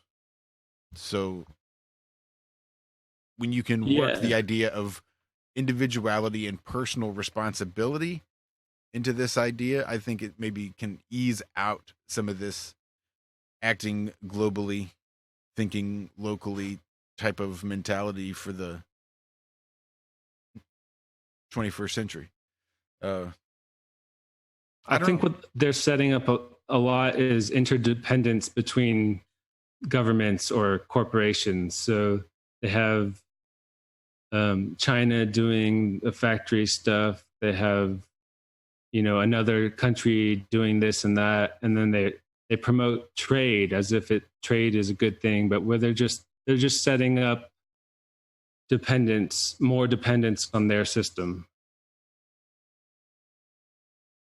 which is how they function, the spell they cast on anything that they touch. Yeah, that's sustainable for them. Yep, and only them. The best for everybody never means the best for everybody. Yeah. It's sustainable control. Guys, I'm going to have to do one. I said I've got an early start in the morning playing. It's been a pleasure chatting with you, dude. James, yeah, nice to chat with you. Take care, guys. Love you, Adam. James, I'll catch you around soon, mate. And boys, I'll see you all in the week. All right, Ad, sleep well. Have a great rest of your weekend. Enjoy your vacation. Enjoy the weekend.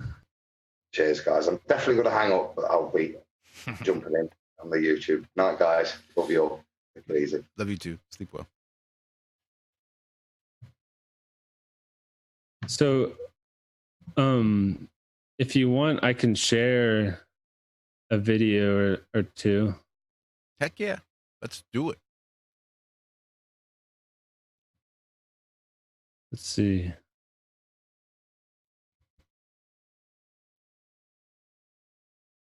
Now, when you went to that share screen, just before that popped up, there was a little box down at the bottom with a check where you can check mark it that said share system sounds.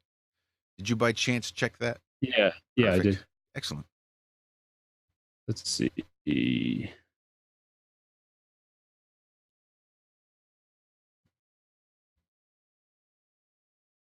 Where's my videos? Welcome to the new YouTube. Isn't it grand?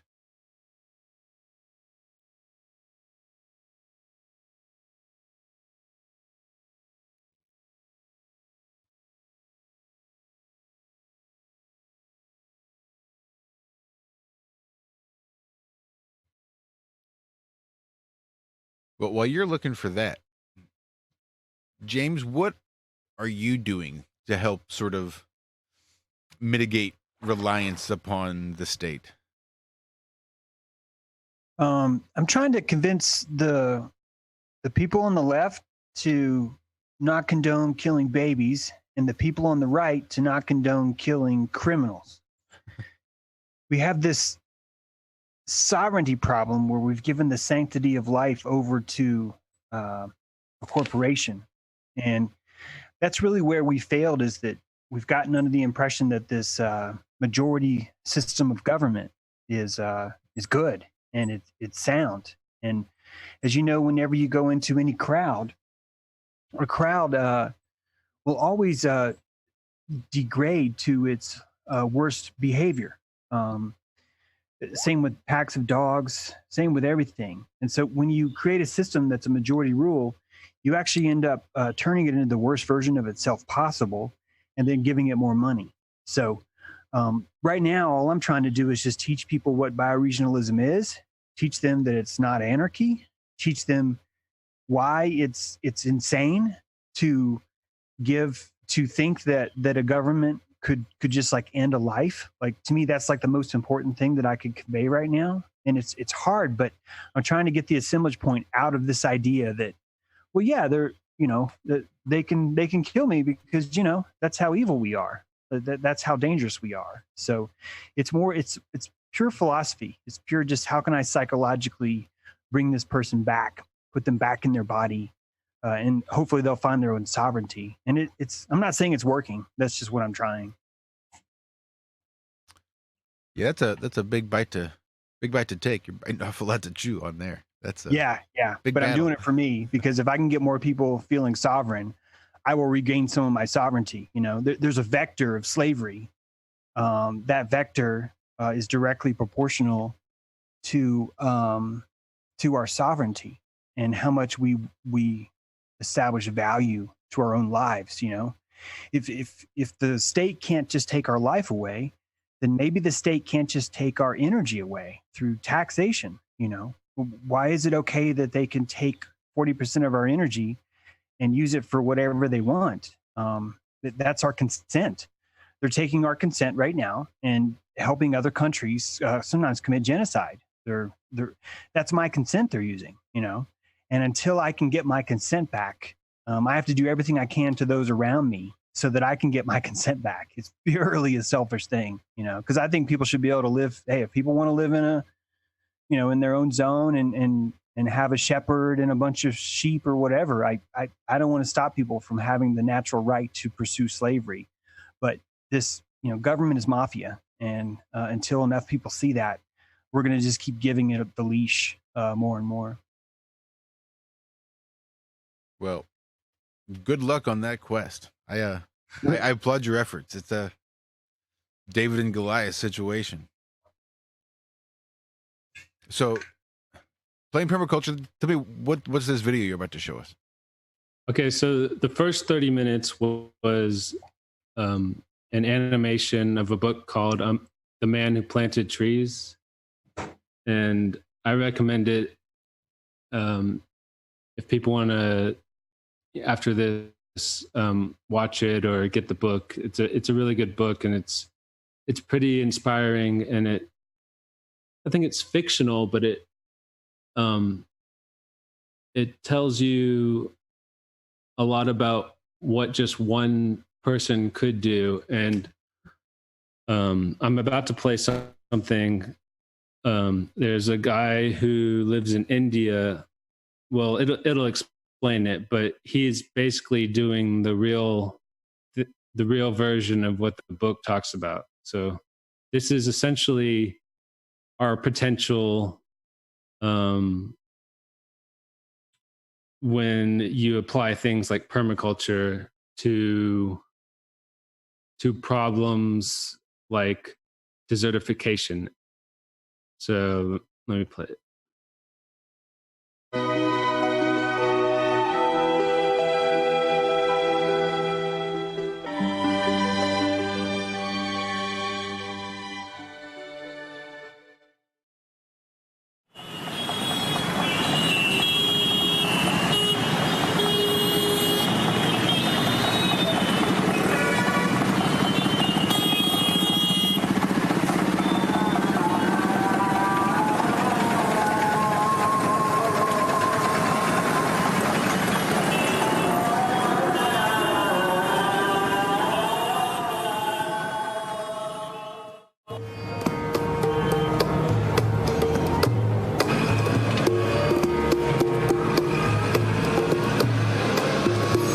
This is the town of Jorhat in the remote northeast of India.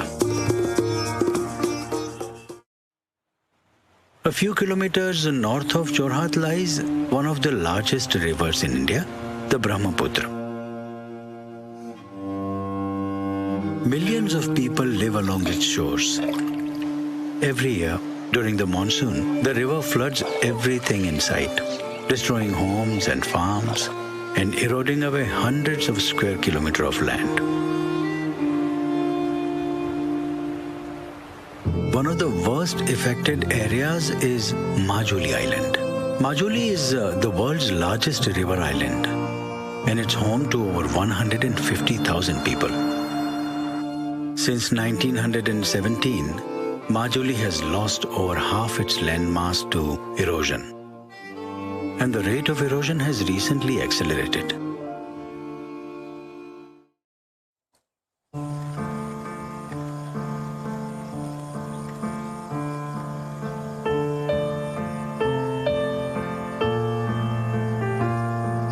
This is Majuli Island. To me, Majuli is heaven.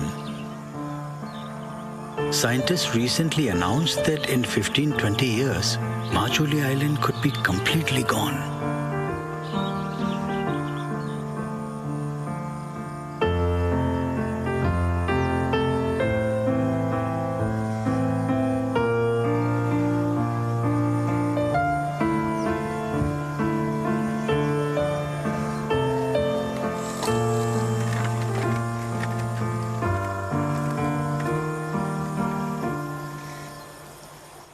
One day in 2009, I was exploring a barren part of the Brahmaputra by boat when I saw something strange. It looked like a forest far in the distance. I began walking towards it, and when I reached it, I couldn't believe my eyes. I had found a dense forest in the middle of a barren wasteland.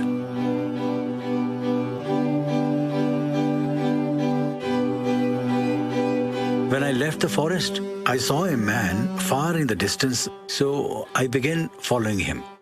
I found him by the riverside. At first, he thought I was a poacher, and I told him I was just a photographer.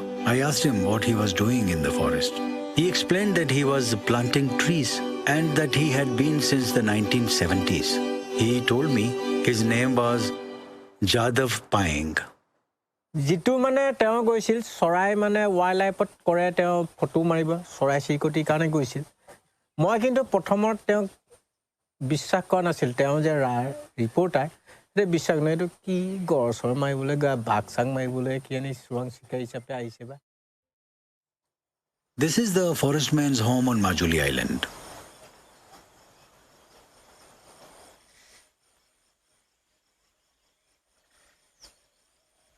Every morning, the forest man's family helps him prepare for his journey to the forest.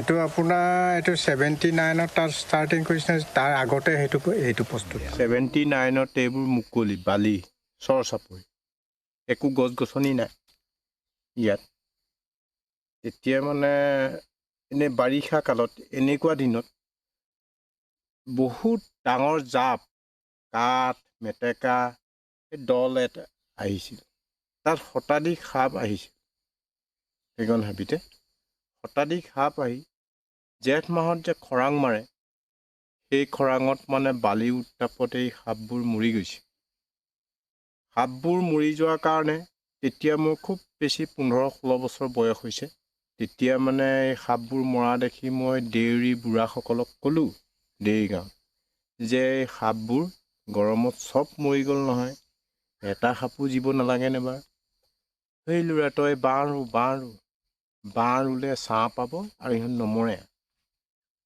এইদৰে মানে প্ৰথম বাঁহে আৰম্ভ কৰিছোঁ বাঁহ আৰম্ভ কৰি শিমলু গছ তাহাঁতৰ তাৰ পৰা দিওঁ, গাঁৱৰ পৰা আনো আৰু বাঁহ গছ এনেকৈ সেইদৰে ৰুই ৰুই মানে এখন গছ গছনি হোৱা দেখি চৰাই চিৰিকটিবোৰ আহিছে আৰু জংঘল হৈছে। হাতী, গড়, হৰিণ, বাঘ আৰু নানান চৰাই চিৰিকটি সেইবোৰ আছে। 2008 চনত হাতীজুম আহিল। এতিয়া মানুহে এনেই সৰ্বসাধাৰণতে হাতীজুম ক'ত থাকে বোলে ৰাইজে এটা নাম ক'লে মোৰ মূলাই কাঠনিত আছে। সেইদৰে মানে ৰাইজে নামটো দিছে। মানুহে সৃষ্টি এজোপা গছ ৰুলে বহু গছ হ'ব পাৰে। তাৰ গুটিবোৰ য'তে ত'তে সিঁচৰিত বতাহত গ'লে খালি গুটি লাগিব দিব লাগে, তাক কাটিব নালাগে। গছ গছনিটো প্ৰত্যেকজন ব্যক্তিয়ে ভাল পাব লাগে আৰু নিজৰ ল'ৰা ছোৱালী গোটেই তুলি তালি ডাঙৰ দীঘল কৰিব। সেইটো যে 550 হেক্টৰ যে আছে বুলি কৈছোঁ, সেইটো গছ গছনিয়ে পৰিপূৰ্ণ এইবিলাক। সেইকাৰণে আপুনি কৰিছে? হয়, মই কৰিছোঁ। এতিয়া মানে আগত যদি অলপমান দেৰিতে লৈছিল, এতিয়া ফটাফট কৰিব পৰা ব্যৱস্থাটো আছে। ইয়াত যিটো গুটি সংগটো ইয়াৰ পৰাই ল'ব পাৰি।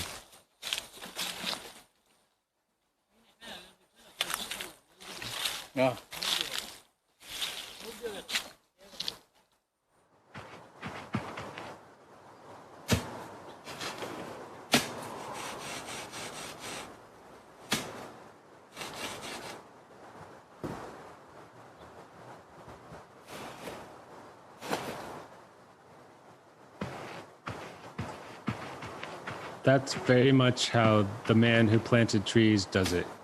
He has this iron rod and he just sticks it into the ground, but he's planting seeds, whereas this guy's planting trees. হেৰিয়াল গছ গছনিবোৰ ডাঙৰ হ'বলৈ ধৰিল। লাহে লাহে ডাঙৰ হ'ল, তেতিয়া ৰক্ষণাবেক্ষণটো অকলে দিব নোৱাৰি, মানুহৰ পৰাই দিব নোৱাৰি। কাৰণ মানুহেতো ডাঙৰ হৈ গ'লে এইটো কাটিব, ব্যৱসায়মুখী হ'ব। ব্যৱসায়মুখী হ'লে গছবোৰ আকৌ মুকলি কৰি দিব। তেতিয়া এই সাপবিলাক নিৰাপত্তা নহ'ব গছ গছনি। এতিয়া সেইখন হাবিত অটব্য অৰণ্য হোৱাৰ কাৰণে 115টা হাতী তাতে 3 মাহ দিন থাকে আৰু সেইদৰে গড় থাকে, হৰিণা থাকে, বাঘ থাকে, বিভিন্ন 40 বছৰৰ মূৰত এই বছৰ শগুন দেখিছোঁ, বিভিন্ন প্ৰজাতিৰ চৰাই। সেইকাৰণে প্ৰাণীকুল জীৱ জন্তুবিলাক বা মানুহ এবিধ প্ৰজাতিয়ে একেহে, জীৱটো একেই, একো প্ৰজাতিহে এটা মানুহ প্ৰজাতিয়ে বিশেষ একো চেঞ্জ নহয়, অকল কাপোৰ পিন্ধিব জানে, তাৰ বাহিৰেতো একো নাজানে। কালি মাৰিব ৰাক্ষসটো নাই, মানুহে ৰাক্ষস, চব মানুহে খায়, সাপো খায়, বেঙো খায়, একো নাবাচে মানে। Payeng has many brilliant ideas about how to save Majuli. He tells everyone his ideas, but so far no one has adopted them. মানে এটা অৰ্থনৈতিকভাৱে টনকিয়াল হ'ব তাৰ মানুহ। সেইকাৰণে অৰহৰ প্ৰচেষ্টাত মই ভাবিছোঁ এইষাৰ কথা কৃষি মন্ত্ৰালয়ক বা য'তেই নহওক মই অনুৰোধ কৰিম যে সেইটো প্ৰথম তাত দিয়ক। সেই মানুহখিনি উপকাৰৰ কাৰণেহে লাগে, গৰাখহনীয়া ৰোধ কৰিবৰ কাৰণে। আৰু নাৰিকল গছে এটা কথা আছে, সি হালি নপৰে, সদায় থিয়কে। So he's pretty much started this forest, and over time it's developed to where it supports itself and it grows, it's on its own, and it seeds itself, but he's still expanding the forest on the outer parts. And there's a guy in Africa who is regreening the desert with a technique called Zai, Z-A-I. And I think he basically makes these pits, these multiple pits, and he puts compost or organic material in it. And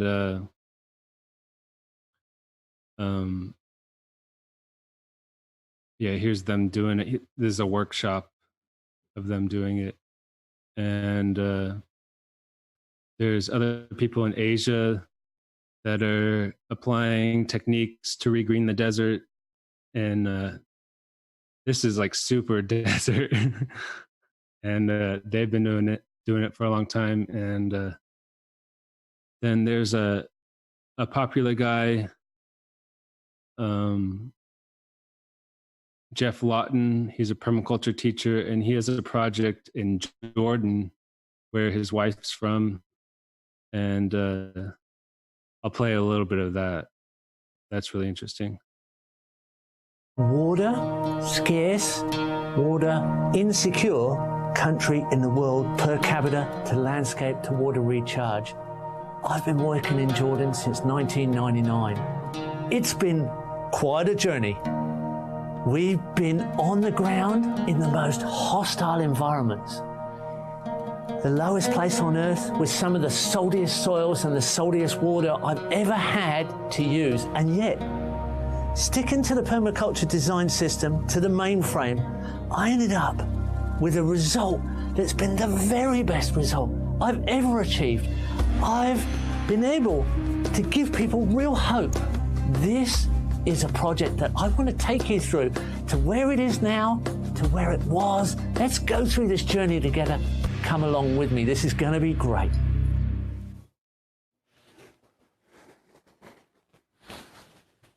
Well, there you go. That says it all. Pretty lifeless, dead soil. A lot of dust blown in over millennia. Lower soil. And this is where we started. And we've ended up in a kind of desert permaculture oasis. We brought this to life. And it all started out there in the agricultural country on better land. But we proved a point. 3 years of working on the Green in the Desert 1 project with some reasonable funding. And then we lost access to the land. And all that effort kind of felt like it went to waste. But the reputation continued, and we decided we'd purchase some land. We couldn't get the same sort of land, so we're on rough land now. It's rougher than where we started, but we knew we could do it. So we purchased this land here in the Green in the Desert 2 project on a westerly slope, facing the hot afternoon sun, setting right now over Palestine. And we handed the project over to the local permaculture NGO that we created. And there we continue to work. It's been a hard slog, but we're there. We've got an oasis, a food forest, a desert food forest. We've got an education centre. We've got people coming here to learn. Our reputation has continued as people who can start with almost nothing, and create something with a global reputation and gives people hope. People have hope. If you can do it here, you can do it anywhere. And that makes it all worthwhile.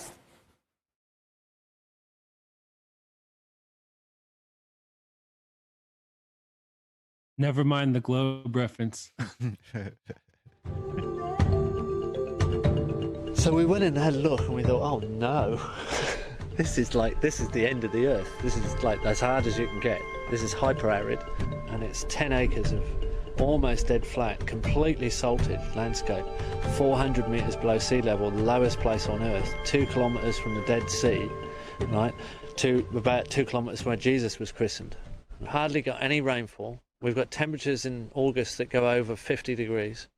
Everybody's farming under plastic strips. Everybody's spray. Everybody's putting synthetic fertilizer on.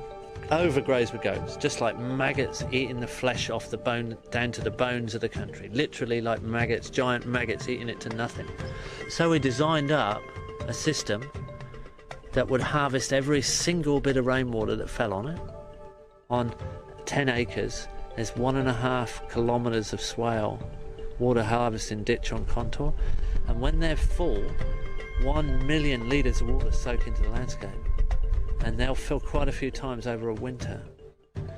And then we heavily mulched those swales with organic matter, which was trash from organic fields nearby, and we put that almost 1/2 metre deep. So we saved that and mulched our swales, which are about 2 metres wide and 1/2 metre deep on the trench. Then we put micro irrigation underneath the mulch.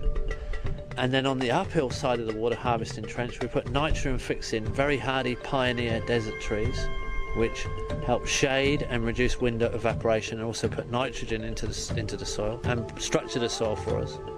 And then on the lower side of the trench, we put fruit trees, majoring in date palms as the long-term overstory in the end, and then we put in figs, pomegranates, guavas, mulberries, now some citrus.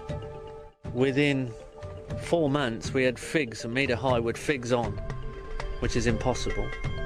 We'd done a course, male and female course, trained up some locals, and we got a translator who's working for the project. He had his degree in agriculture in the Jordan University, and he got onto his mates and said in the agricultural department, well, you said we couldn't grow figs, we got figs growing and we got figs on them. You better come and test the soil, because no matter what you say, we're either growing in salty soil what we shouldn't be growing, or we've desalted the soil, and we'd like to know what we've done. They came in and the salt levels were dropping, so they became interested. The salt levels were dropping around the swales. They said you must have washed it through. See, normally put a huge amount of water on and wash the salt through to the lower levels, which just makes the groundwater more salty. In the end, you'll salt it 20 metres deep if you keep doing that, and then it will take 1,000 years to recover. And we used only 1/5 the amount of water. So the water they thought we'd washed it all through. No, we'd used 1/5. That really got them when they realised how much water we hadn't used. With the same amount of water normally used on that much area, we could have done 50 acres. Originally, people laughed at us because we didn't put straight lines in. We went on contour with these swales. They thought, why don't you put it so you've got a bulldozer, you can flatten the desert, you can straighten it. So we want to go on contour because we've got a longer edge and we harvest the water passively. Then we planted more non-fruiting trees than we did fruit trees, so they laughed at us. Because we were planting unproductive things, more than productive things. What's the point, you know? In soil that won't even grow anything, so, you know. And then we covered all the inside of the swale with a huge amount of mulch, where they scrape all their organic matter off and burn it, like most traditional agriculture. In the middle of winter, we got a funny email saying, we've got a problem. We've got mushrooms growing in the swale. Well, they called it fungus, but when we saw a photograph of it, it was mushrooms, because they'd never seen mushrooms, because they never had that much humidity in living history in the soil. And when you open up the mulch, there's all these little animals there, you know, there's little insects, and the soil has come alive. And the fungi net that's underneath the mulch is putting off a waxy substance, which is repelling the salt away from the area. And the decomposition is locking the salt up. And the salt is not gone, it's become inert and insoluble. So we could regreen the Middle East, we could regreen any desert, and we could desalt it at the same time. And if we can do it on an insignificant, flat, little bit of 10 acres of flat desert, if you give us something with catchment, or a wadi, or a canyon, or any of those erosion gullies, we can turn it right around completely. You can fix all the world's problems in a garden. You can solve them all in a garden. You can solve all your pollution problems and all your supply line needs in a garden. Now, most people actually today don't actually know that, and that makes most people very insecure.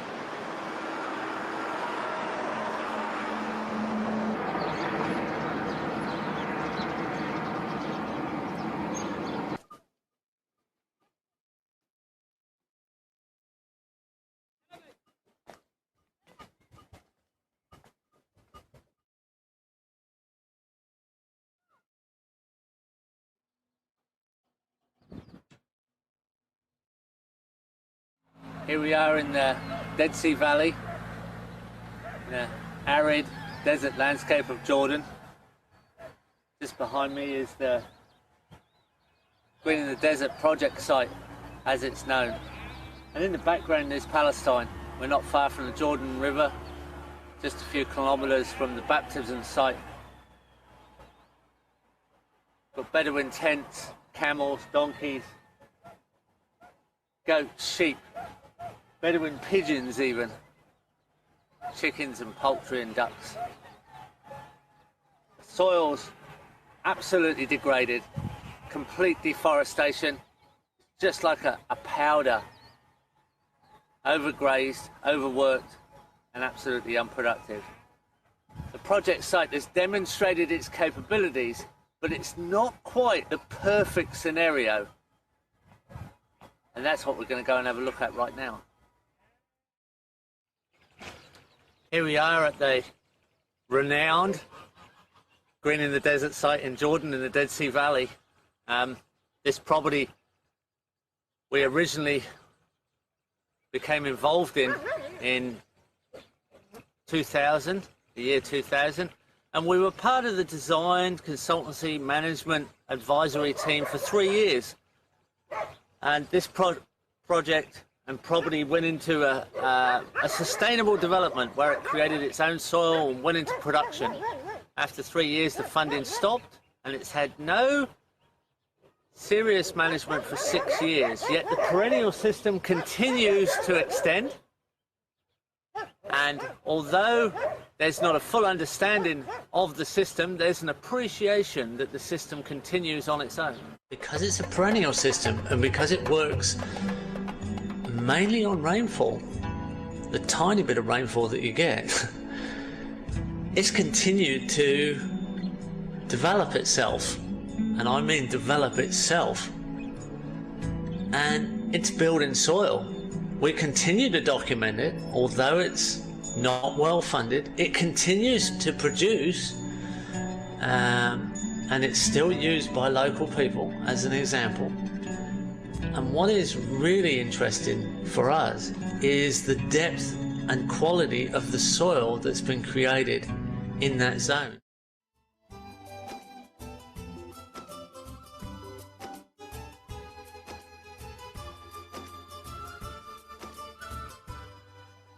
In the trenches of the soil, where the swale mounds form the trench uphill, the soil creations continued even without design management.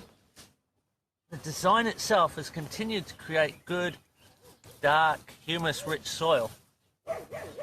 We're at the end of the dry season, so this is when this landscape and this climate is most stressed. Yet here we have humus that's got a little bit of moisture in it. It's thick with mulch. It's a great system to grow in. This is soil creation by ecosystemic overstory, producing its own organic humus, its own diverse humus. There's mixtures of manure in here that inevitably just fall into the swale. This we can enhance, and this we can create into a sustainable, productive system that will go on indefinitely.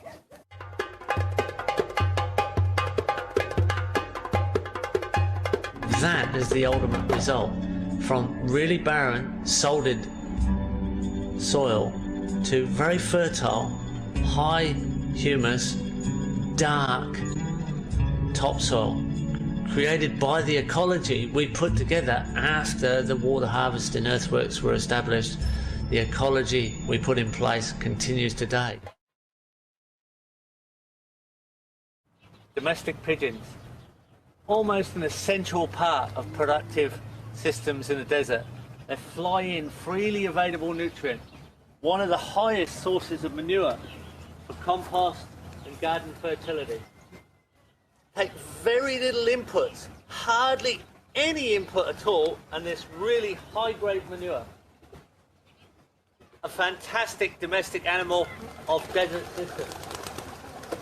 Here we are in an ideal-sized crop field, which, if managed properly, with the perennial system that is surrounding the field and has the potential to fertilize it and add organic matter, this crop field could be producing continuously with a growing fertility. Instead, with a bit of mismanagement, inappropriate grazing and controlling of goats, which could be an asset to the system because there's plenty of food for goats here, but they have to be in control. And the use of organic matter to fertilize the soil and not burn. Here is a burn pile, and there's multiple burn piles around the property. Careful management for long enough so that the people locally can see what is possible.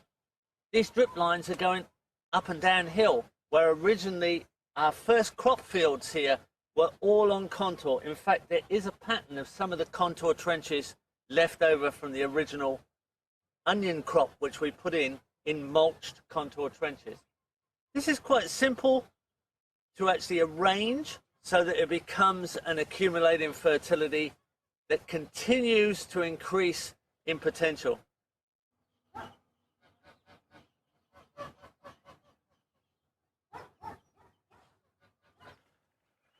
Here we are on conventional mismanaged soil.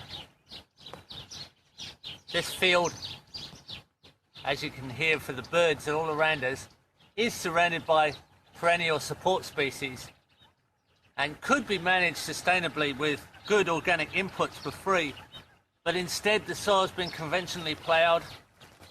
It's just turning back to dust. Some parts of it are just dust, and other parts are just big lumps.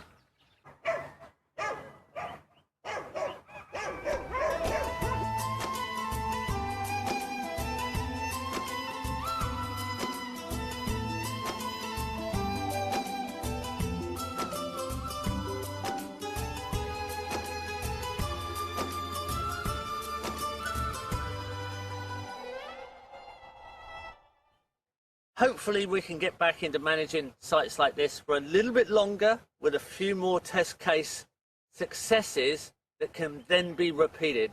But it's a matter of managing our own sites with our own NGOs, with our own systems that we are in control of. That is why we have the Green in the Desert sequel that we're going to take you to and explain that we are in control of it and nobody else can tell us how to mismanage or inappropriately manage on an inappropriate time cycle nutrient flows.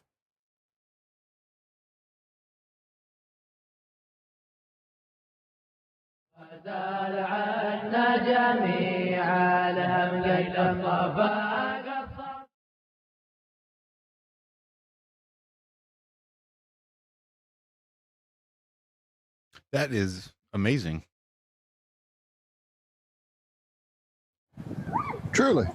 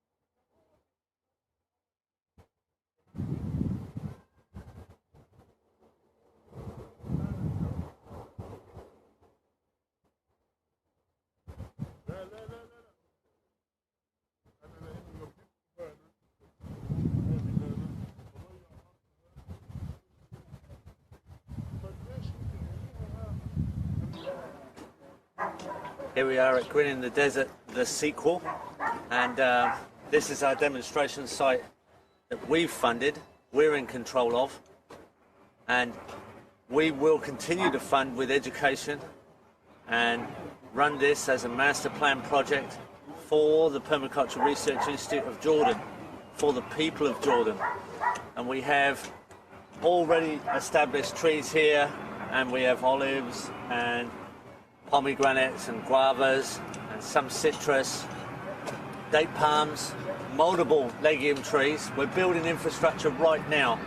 We've got a shower toilet block under construction and a course being taught, the first course, so there's funding already coming in. This will be an ongoing project. This will be a benefit to the permaculture movement globally as a model, and this will be a benefit to the local people of Jordan and the Middle East. Here we are, the PDC, the Permaculture Design Certificate course is finished. The first one in Jordan for us on the new project site.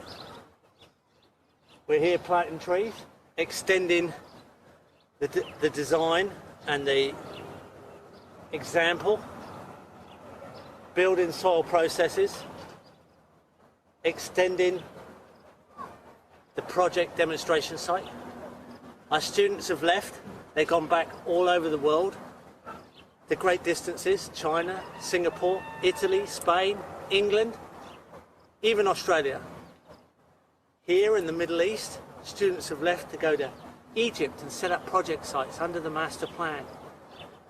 Palestine, Turkey, Bulgaria, Syria, Afghanistan, all these places potentially setting up under the master plan demonstration sites and education centres modelled on our example, themed on soil fertility with productivity, a very important link for food security worldwide that we have to realise is a design imperative that we get right for the abundant future that we have to aim for.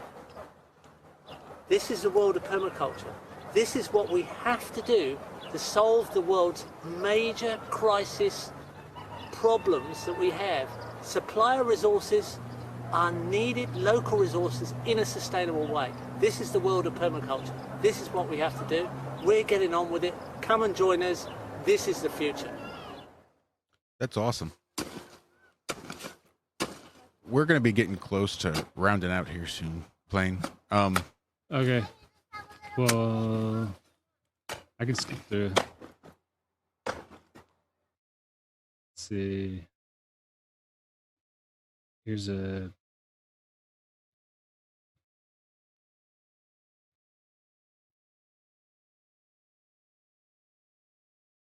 Put in here. We're going to now improve the gravity irrigation. Behind him, this is what it looks like now. And it just keeps getting better. Wow, that is amazing. And they're putting in all this infrastructure. You can see some of it there. Wow. That is And insane. They're starting to grow on top of like 3-story natural things. And then it's started to spread to the neighbors. They're seeing the obvious, potential, and how long they're joining. was that? So this might have been like 10 years or so. Wow, that's amazing.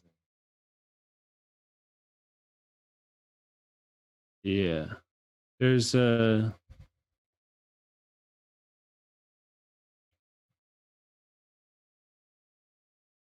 hold on, let me show you a picture of there's a 2,000-year-old food forest that he comes across.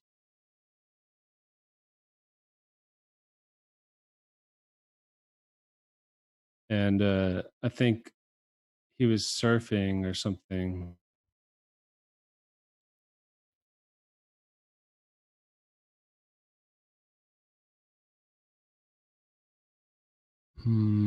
That's not it.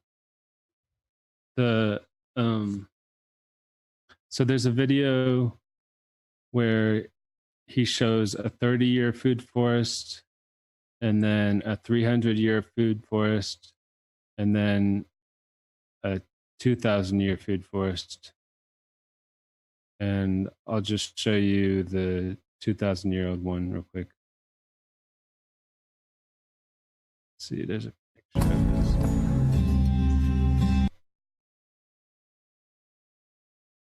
Yeah.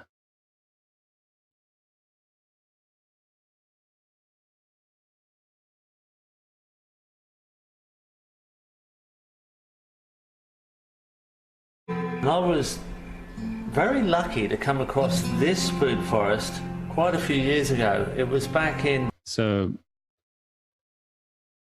this is essentially like a real oasis in the desert. And apparently people have been farming this for like 80 generations or something ridiculous. And there's all kinds of fruit and all kinds of stuff in there. That's amazing. Just out in the middle of the desert. Where is that? Do they say? I'm sure he says it somewhere. 1975, and I was in southern Morocco. Southern Morocco. Wow. And then I just wanted to play the beginning of, there's a talk I had on the Sun and Moon channel, and I sent an email to a bunch of people and had an idea of how we can combine flat earth and permaculture together, at least some of the potential to do so.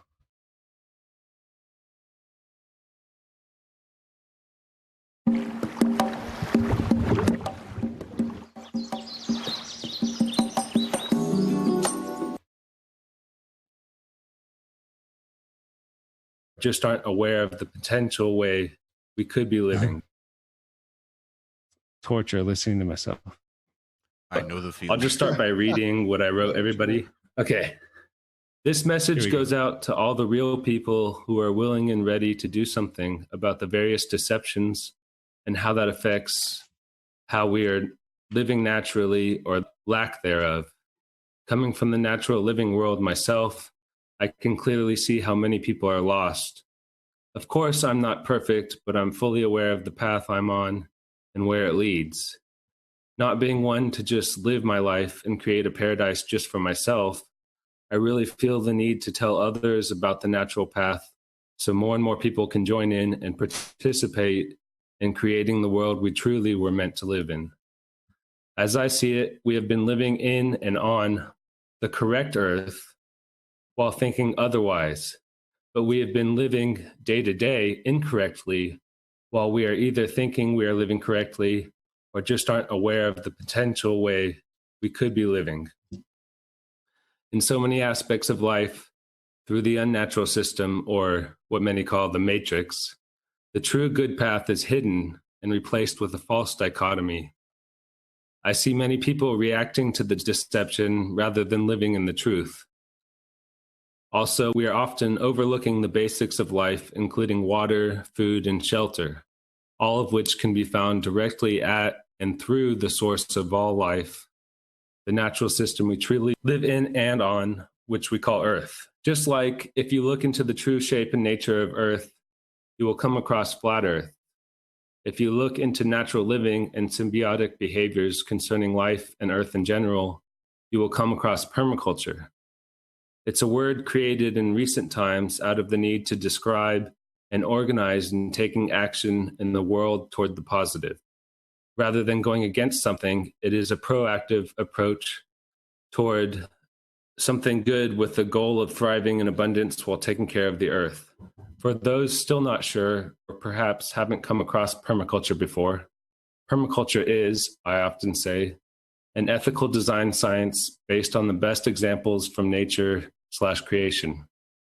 It is an open source living natural science created from and often improving on the best examples from what some may call the book of life. It's a whole systems approach to designing for living and thriving in abundance. If flat earth is where we live, permaculture is how we live. If we are to live in this world, we might as well get to know it and how to symbiotically interact with it. I cannot make, nor is it a desire to force people to look into this, even though I feel everyone should. All I can do is share and encourage it. To be honest, so many people I come across are ignoring what is to me the obvious approach to both separating ourselves from the unnatural system and symbiotically connecting to the natural system we obviously and truly live in. With Flat Earth exposing the depths of the manipulators, or quote, their deception, and permaculture being a collection of innate natural knowledge and techniques, I find the two together are the key. Flat Earth being relatively new in its resurgence or awareness, and permaculture being around for a short while with a growing reputation for improving and helping people's lives all around the world. To me, the two together have the potential to bring us back to the real natural world. As the name of, quote, their game is disconnection, the obvious solutions are through balanced connection. As others have said, currently most of us seem to be going through separation on many levels, trauma and anxiety. Having recently seen how much time and energy people are putting into these conferences, it gave me an idea. First, let me say I have nothing against the concept of, nor do I desire to force people to do anything. I agree people should do what they feel is right. I do feel there is more to do in other areas of life that the conferences, meetups, and other flat earth activism lacks, especially in areas of day-to-day life and permanent examples in real life. In absence of people jumping into permaculture and living that way, I think there needs to be a way to, again, combine permaculture and flat earth in a way it can't be ignored. Often in permaculture, the best way to introduce the subject is by examples or demonstration sites, often called permaculture research institutes. Combining both subjects' approaches can create something really powerful. The advantage flat earth has right now is its growing popularity and passion to do something to change things for the better. If we were to come together and say, buy some land to operate a permanent site for both flat earth and permaculture, I think and feel we can start to make more permanent changes in both the local communities and the world in general. At the very least, we can take the next step and initiate the transition to a better world. So this is my idea. This can be in addition to or instead of the current conferences or meetups. Using the amount of interest in the conferences and or meetups and all real-life interactions and the potential money spent, we can get together and raise funds for land, starting with one site first, to have multiple permanent locations regionally located and potentially have a conference or meetup tour. Eventually, after many sites are set up between the conference or meetup locations, a collective activism tour type thing could be done at locations between the sites. I imagine there would be interest to follow or tour to multiple sites for meetups or conferences like people do or did for popular bands. Volunteering at each site toward the gardening or farming and local communities could help these people as well. When the meetings aren't happening, the space created for that aspect could be used for many things like a local on-site market or courses or guest speakers or anything the space can be used for. The rest of the property would be used for a permaculture farm and or research institute or demonstration site. Any and all excess profits beyond what is needed to return to the property/system would be used to spread both permaculture and flat earth and recreate the model elsewhere. The idea being a repeatable model that could be copied around the world. Many more options and details to this, but I kept it shorter for this email. Anyways, this is a way to transition out of the unnatural system and its deceptions. It can be a real life, in-your-face example to reach more people, since a lot of people seem to be reluctant to live and think naturally due to programming. It also can be a real-life demonstration for those that seem to be perpetual followers. We can refer people to a natural system and way of life rather than just trying to fight the system and possibly just creating a flat earth flavored unnatural system. Money can be used in the beginning, but this model or system has the potential to move into trade or barter as well. The potential for many overlapping projects for both permaculture and flat earth is huge. For example, a large Buckminster Fuller type geodesic dome greenhouse could be used to create a whole earth model or working demonstration. If the land is large enough and suits it, a permanent flat earth experiment and example could potentially be created. There are so many things we could do with such a site. So that's my idea, or rather a way for us to both come together and change the world for the better, permanently. I'm doing this more or less on a smaller scale so I can clearly see the potential. My main focus right now is to get myself fully connected to Earth while covering the basics directly. I would love for others to join me so we can actually leave the deceptions behind and move forward toward real natural living, excuse me, and thriving in abundance like we have the potential to create and do. I'm very open to helping a larger collective project as well as anyone's smaller projects. I do think many more smaller projects are harder to deter or control for the manipulators or quote they, although a certain size would be required to hold larger meetups or conferences. Any and all feedback is welcome. Please share this idea with others. To me, the solutions are simple and timeless and have been right in front of us the whole time. We can do this with love and appreciation, plain permaculture. Yeah, so that's basically it. Wow, that was quite a mouthful letter, but carry on. That's good stuff. Yeah, man, that's amazing. That's really amazing. Something about those books lets me think that maybe they knew something about the shape of the earth too, because there seemed to be a ongoing theme on those cover art. Yeah, I noticed that as well, Josh. I noticed that as well. Well, we got about 10 minutes, I think, before we go ahead and wrap it up. And remind everybody. Well, this definitely speaks loads to the idea of kind of what Zach's doing, going across the country, trying to help people get their farms together. I like that idea as well. You know, taking this idea of permaculture to people so they can understand it. Because not everybody can come to a meetup or to a central location or whatever. I think mobility is going to be key to a lot of trying to get this out there as well. Because hands-on is way better than trying to watch it on a video, for damn sure. That's right. You got to get out there and get your hands dirty. Get in the dirt. Take your shoes off. Take your socks off. Put your feet in the dirt.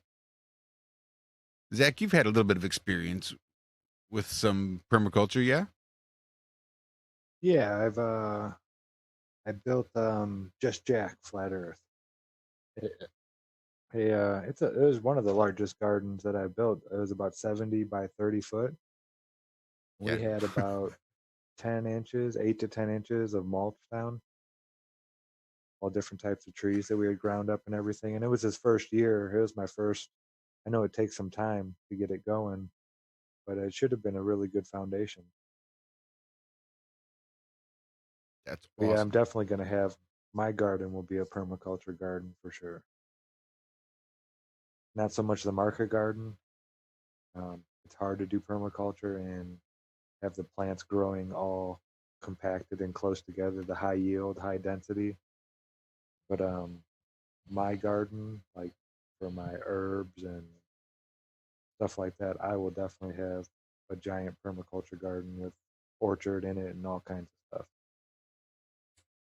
stuff. Yeah, one of the reasons why I was showing that regreening the desert stuff is because in the flat Earth world, we hear a lot of talk of being landlocked and trying to get to outer lands and stuff, when a lot of what we could be doing is just utilizing the land we have and regreening the desert and making land that way. At least that's the potential we have. Yeah, there's a lot of land out there. There is a lot of land out there that's not being utilized at all. And that's why I think this idea is important, because again, I think in the not too distant future, people are going to start grouping up. I think it's going to happen. I hope it happens. I hope before I die, I acquire a small piece of land and can slap a couple of tiny houses on there and invite a couple of people that I love and trust, that I know will be willing to put forth a little effort. Yeah. And I was thinking just in plots of land, even if you have 5 or 6 little people running plots of land, you're always going to want to have at least 1 or 2 plots of land go fallow and not plant anything and sort of add the nutrients back to the soil. So if you have somebody you just have a couple different houses that are fallow for people that can't work, for new people, or for people that are still learning, things that you can do that you know, things just aren't always going to work out in the most ideal situations. So it's probably not a bad idea to have a couple of these plots of land rotated every year where there's nothing going on except focusing on trying to put the nutrients back into the soil for the upcoming Yeah. seasons. If you look into this world, it's kind of like when you buy a new car, all of a sudden you notice it everywhere. Like there's a lot of stuff happening in permaculture. So, and I encourage everybody definitely to dive in and, you know, maybe if you're spending all your time doing flat earth, maybe just use half your energy to look into permaculture. And I think, you know, you'll gain the knowledge to really trust yourself and move past all the controls and deception. And I think there's a lot to be taken away, no matter where you are on your journey, even if you've got just a little bit of land where you've only got to make a small garden, or you've got just a couple of raised beds, a couple of boxes that you can grow out of, or even just a couple of 5-gallon buckets. But learn your environment, learn what grows well in your environment, learn the native species, things you know will grow well. See the kind of things that the books you're showing now, these sort of wild edible plants. Yeah, that's a magazine right there. Just, I mean, ideally that would be perfect if you could learn and know the wild edible plants in your region and grow a food forest with plants that you know will already work. I would think it would also be like key to network with the people in your area who are doing these kinds of things to be able to keep these heritage seeds in our hands. Because right now they're trying to eliminate any reproductive at all in the plant system. Yeah, that's a big one, man, for sure. And Plain Permaculture, you have a YouTube channel, yo. That's about it, though, right? Yeah, I mean, I don't really do social media. So the reason why I started the YouTube channel is I was thinking, oh, well, here's this flat earth idea and people are getting back to earth and down to earth and all this stuff. But there wasn't a whole lot of people combining permaculture with flat earth. So I thought I would kind of try to spark that. And it is odd that all these books have a very similar theme. Yeah. Well, like the snake sort of thing is that was it Ouroboros? It's like, yep. Yeah. It's that sort of like infinite sort of cycle sort of symbol. That's it, the snake eating its own tail. Yeah. So I have a poem I wanted to read real quick. It's pretty short. Sweet. It's my own. And it references Earth being mother, because people talk about Mother Earth, because I think a lot of it is that Earth is all about cycles and flows, you know, which is a very feminine thing. But here it is. Anyways, Earth is our mother. She loves you and I. We share in her abundance. She soothes us when we cry. She gives us her blessing, and with it we do thrive. With her we are happy, and we can be grateful to be alive. This is a reminder to all who may be lost, our journey not yet done. We live in a created, sentient system, and all beings form as one. When we focus on good conscious thoughts, our actions so shall follow. The memory of water recording life reflects upon every swallow. Flowing energy across this plane as our souls ripple through, the awakened power fused with spirit, revealing what is true, so that our minds align and our hearts combine in all that we do. Living free and spreading joy while repairing what we can. Revelations of permaculture knowledge grows as we amplify this plan to transition away from deception and control as the whole world is in the balance. tipping the scales in favor of good inherently with our talents, an ethical approach with intentional creation of a holistic worldwide solution. By naturally thriving and trusting this path, we endeavor to profusion. So respect Earth with love and thanks, for it's essential that we strive. To her we must return in order to arrive. That's it. That's awesome. Beautiful, man. Yeah, I really dug that. Send us a copy of that if you don't mind, and we'll throw it in the show description for sure. Cool. I also have some links to some mega lists of permaculture resources. Should I just put those in the comments or send it to you or something? Yep, you can send it to me anyway. You can email them to me. You can drop them in the chat right here on Zoom, and we can get them copied over. Yeah, either way would work. Cool.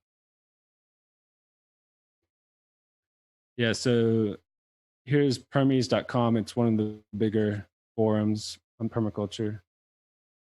And they have a list of books and reviews and stuff. You can find them pretty easily, and then I'll send the links. And then here's a mega list of resources for permaculture. Nice. That is awesome. Yeah, definitely. We'll definitely put those in the description. We're always looking for resources and libraries of information. Yeah, and there's like a Wikipedia website, apropedia.com or .org, and there's a lot of stuff on there, I think.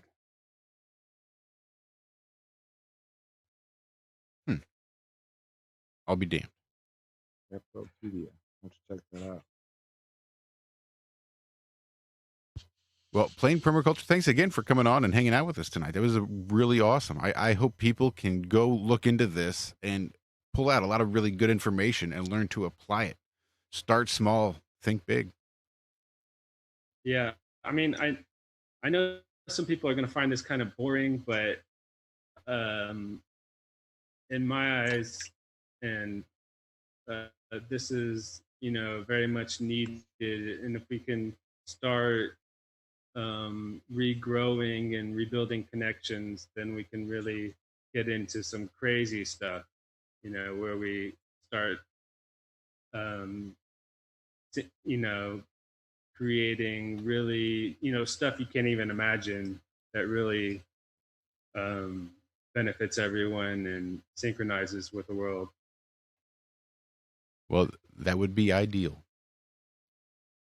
Beautifully said. Any last parting messages before we get out of here?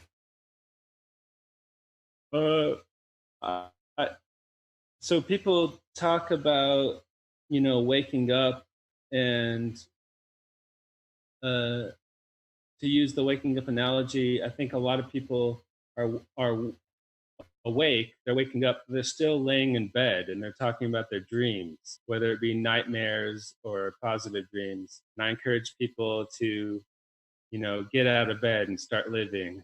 And or to use a prison analogy, like a lot of people are wanting to exit the prison, and there's a lot of people that are lining up at the door and pointing out negative things inside that prison.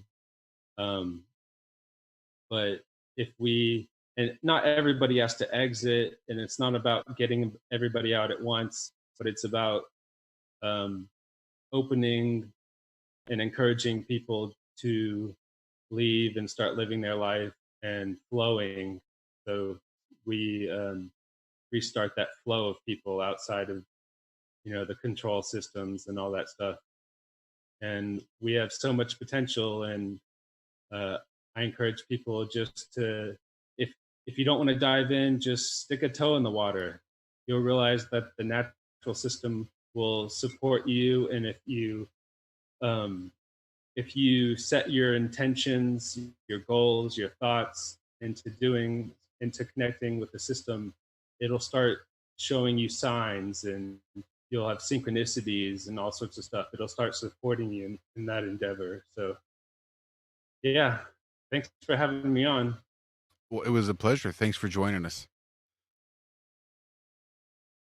Thanks. Love and thanks to all the real people out there, people in chat, everybody, everybody watching this later.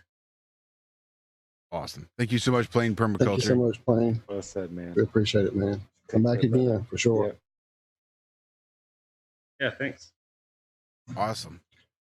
And I guess before we get out of here, we need to check back in with James. Probably ought James, to. thank you. Yeah, it's only been a week since we spoke to you last. Thanks for coming on again tonight. Promise I'm going to do my best not to bug you every Friday night, but we're sure glad you came and hung out with us again this week. Anything been going on since you were on last? Oh my goodness, yeah. The 9th of Av is coming up in August 11th.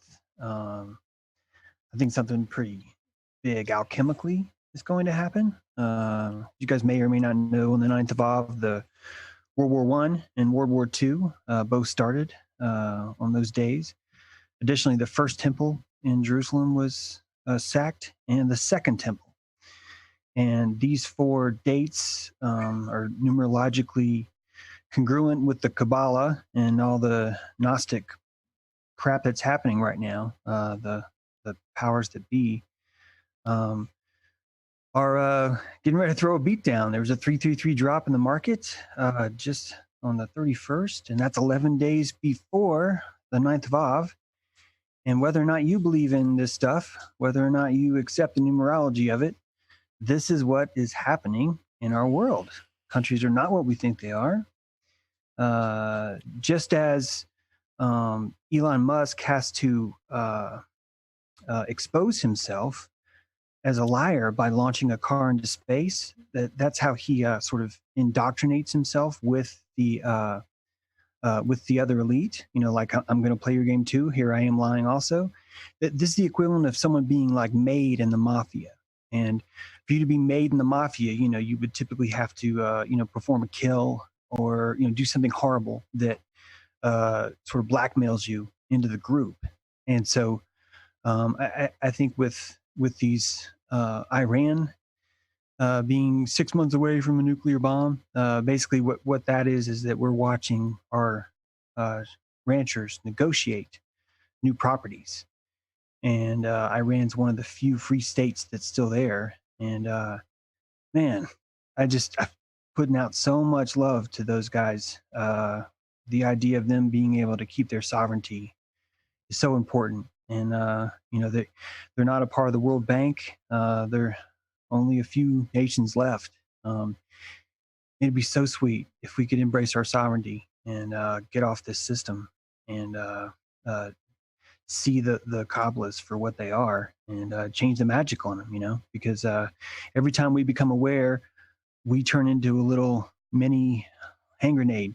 We become our own power center, and it's contagious. People see the contagion. They see someone else doing it, and it exactly Walt. I'm sorry, Walt. He's probably got we have much to unlearn. But anyway, point is that things are happening all around us right now, and I don't think that we're necessarily able to see, because the spider's belly is so big and so scary. And sovereignty, permaculture, doing things with the land, getting, all those things are vital right now, especially now. So I guess that's my long thread. Well, remind everybody again where they can read some more of these long threads. On jtrue.com, if you go to www.jtrue.com, you can find my articles there. I've outlined who QAnon is. That's been my latest story. How Israel and America right now fit together. The inverted Gnostic force that's running underneath it. It's inverted Catholicism, Christianity, and Judaism. And then, of course, my book, Blueprints of Mind Control, which is a book I think you'll enjoy. It's 47 short stories that basically you're just there to unpeel all the different aspects of life. It's going to show you, and here's mind control in the carbon footprint, or here's mind control in the ego shaming. It's just a different element to each of them. So you might enjoy that book. You can find it on Amazon. You can buy it from my website. Yeah.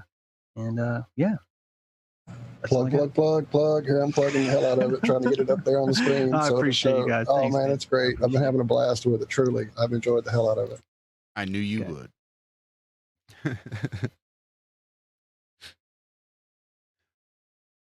How about you, Zach? You got anything big planned this week? Mr. Zabala? Not really. Sweet. Playing with measuring the electric potential in the air, trying to figure out all that kind of stuff. You're in the perfect place for it up there. Yeah. It's maybe not where he is, because maybe you didn't know this, Walter, but Denver's not actually very high up. It kind of sits down at the base. It's not up in the Colorado Rocky Mountains, really. It's at the base of the mountain. It's hot in Denver. It's totally different. It's crazy. Yeah, I've learned a lot this last year about this, at least this country, somewhat. You know, I bet you have. Totally, I had no idea. I thought it was like you go to New Mexico and it's the desert.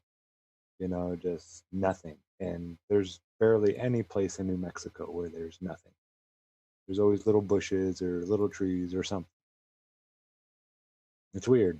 You have these preconceived notions about things, and I did the same thing going across out there. What the hell is all this? All this vegetation and life. I thought this was a desert. Well, ideally, we'll see a lot more of that. See a lot more vegetation in the desert. That's the idea. Full circle. Speaking of full circle, to Ouroboros, to Billy Ray Valentine and the Infinite Fringe, whereupon he'll be celebrating his 100th episode. There for TFR Live.com, TruthFrequencyRadio.com. We'll be joining Billy Ray this Sunday at 7 p.m. Eastern, right there at TFRLive.com for his 100th episode of the Infinite Fringe. Walt and I both. So that's going to be awesome. I can't believe it's already been 100 episodes for him. I know, that's crazy. He's been at it too, though. I was checking our episode from this morning, and Interstellar Iron. It was episode 178 for the Ironworks. Oh, that's crazy. That is nice. I say that. I love your mini lists. They're awesome. I knew you'd like that, Walt. I did that one for you.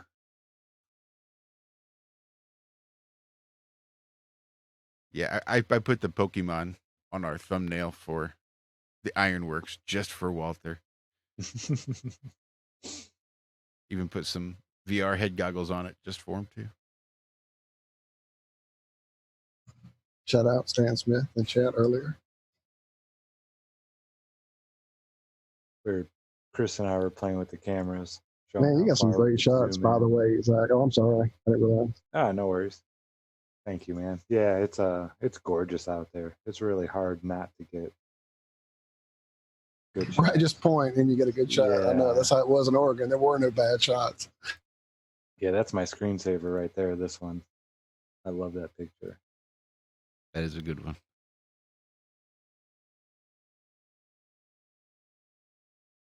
Yeah, it's beautiful up there. I didn't know there was so much.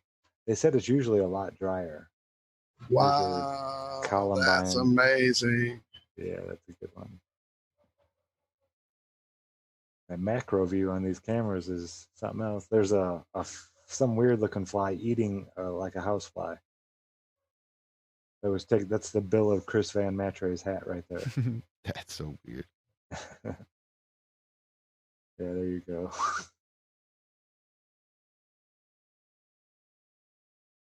How much longer is Chris going to be hanging out? Or is he already headed back? No, he lives in Denver.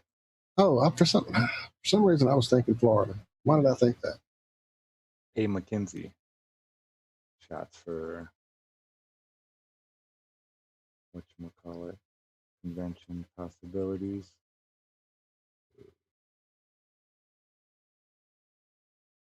Yeah, I had a lot of fun up there on the mountain. On one of those shots I saw, you had like the spot of the tree where it was oozing out the future amber. Yeah. We came across that a bunch. My mom and I, while we were doing our climbing, yeah, there it is, climbing and exploring around. I used to have a couple of chunks of it here somewhere, probably behind me in the pile of junk. Yeah, that was in the fire right there. It was oozing out of that spot. That's a good medium for fire starting too, isn't it? It's it's a good in between one, you know, like it. You collect that wax and use it in your bundle. I am the fire starter.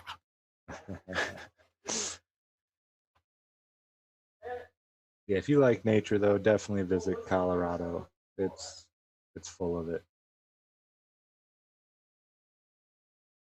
The only bird, I would try and take a picture of this bird for 3 days. What, you mean to get him to sign the release, or just like actually? No, just to get the picture. Every time I do it, it'd go hop away and go somewhere else, or I wouldn't have my camera. Or I saw a moose, but I didn't get any with this camera. There's nice colors in the back too. There. Yeah, there's a rainbow. So it was just a ground-based bird hopping around. That's plasma right there. Look at that, guys. That's plasma. That is. That's awesome. plasma. Gorgeous. Isn't it? We live in a plasmatic Earth, man. Amazing. Oh, whoa. I don't know if I could flip them like that. Yeah, that looks deadly. Yeah, I was walking through that. I took a shortcut. Some of the trails, it was ridiculous. Going up, I could see you don't want to be walking up a real deep slant. So they had a lot of things going up the mountain, like walking it up. But going down, I cut probably like a half hour off the hike back to the camp. I just made my own trail. I knew I was going into the valley. You know, you go down and you're going to hit the road eventually. I just started walking. For no particular reason. Just felt like walking. Oh man, you get tired up there too. It's crazy. The air. I had to rest 3 times on probably under a 2-mile hike. I had to sit down and rest.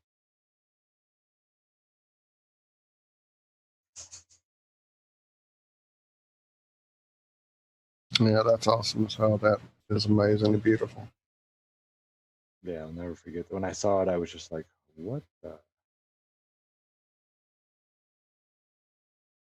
Yeah, beautiful. And this is just growing everywhere. Everywhere.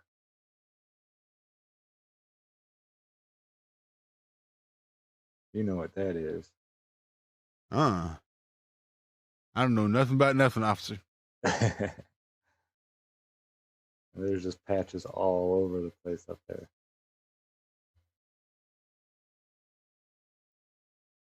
Yeah, a bunch of different plants. I'm going to be putting together some shots of all the different plants that I've seen across the country now. I've taken pictures of so many different.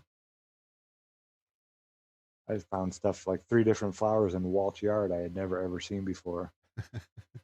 Like a jungle down there. South Park Trail. Yeah, I will definitely visit that place again. Guanella Pass. Guanella.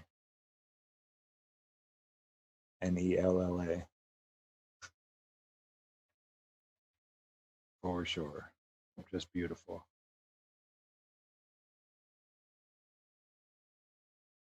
Well, sweet. That's awesome.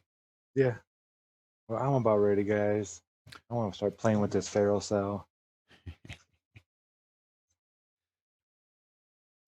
Oh, Nike. Yeah, I got it to work earlier. You'd need a real strong magnet. I think that's the key.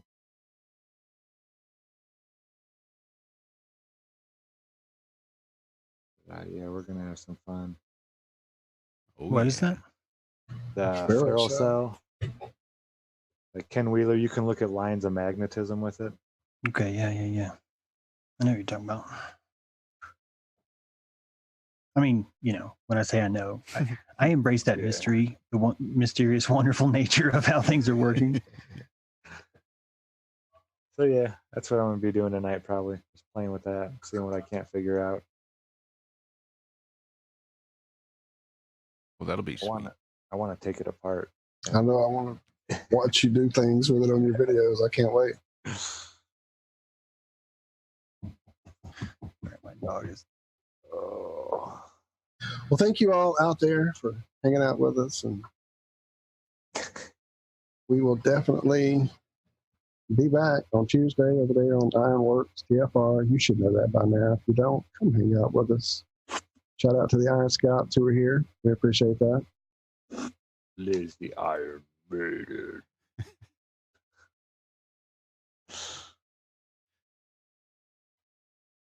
It's neat. I can do things with my voice now. You can hear them. My biology teacher hated me. I used to go.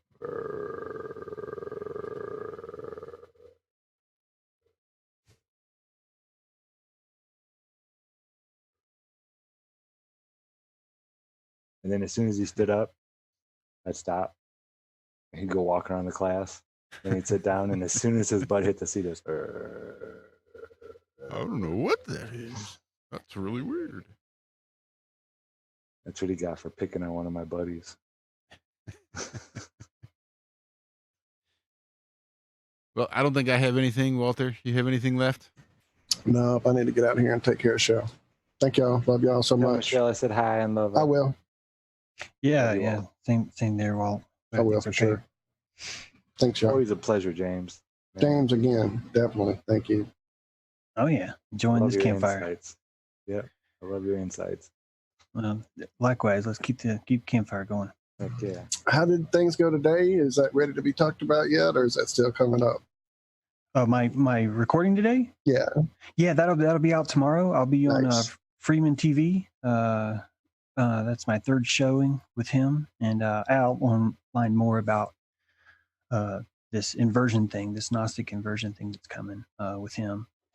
So we talk more about that, what all that means. I go into it more now, but I know we're winding down. So, but that'll be on there tomorrow to check out too. So we'll probably have you back on here talking about that before long. Don't worry.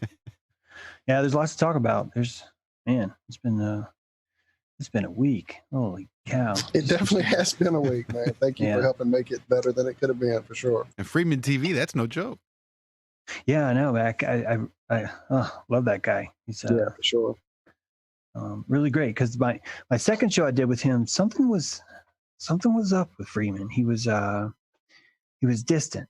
I felt alone, like I was there, in the room with him on the interview, but like in the Zoom room, you know what I mean. And but I felt alone, and it was really kind of freaking me out because the first time I met him, I just really like knew him, like we were like brothers. So anyway, today was just like right back to where it used to be. So it was great.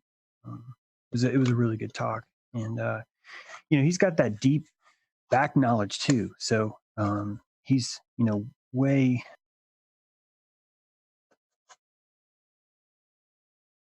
Whoops. He's like way out there and able to see things coming that I hadn't even really considered either. So, there's a 2,000-year-old cult that is pulling some really amazing strings right now, and we can see them. And as I'm seeing them, I hate to toot my own horn, but right now on Twitter, I'm blowing up because I wrote this article saying Bannon is Q, and right now there's a video of Bannon that Donald Trump tweeted, and in the ticker tape it says Q. And so people are like hearing that as a signal, that's who's running Q. Of course, people, when I tell them that, they're like, "You suck! How dare you say that Q is Steve Bannon?" And it's just, so it's InfoWars. I hate even to use that term, but it really is. It's a propaganda farm of mass dissonance, of just giant buckets of dissonance thrown out of the window, like piss buckets out of like all these different people, and the richer they are, the higher up they are, the more piss they're able to throw. And we're just trying to figure out, well, where's the rain? Which part of this is real rain? This is a terrible analogy, but it really does fit. But which part of this is natural rain and which part of this is just propaganda? And man, it's insane. And that because it burns so many calories, trying to discern it, it's those calories that truly is what the mind control is, guys. It's the amount of effort that you have to burn just to see through all the dissonance.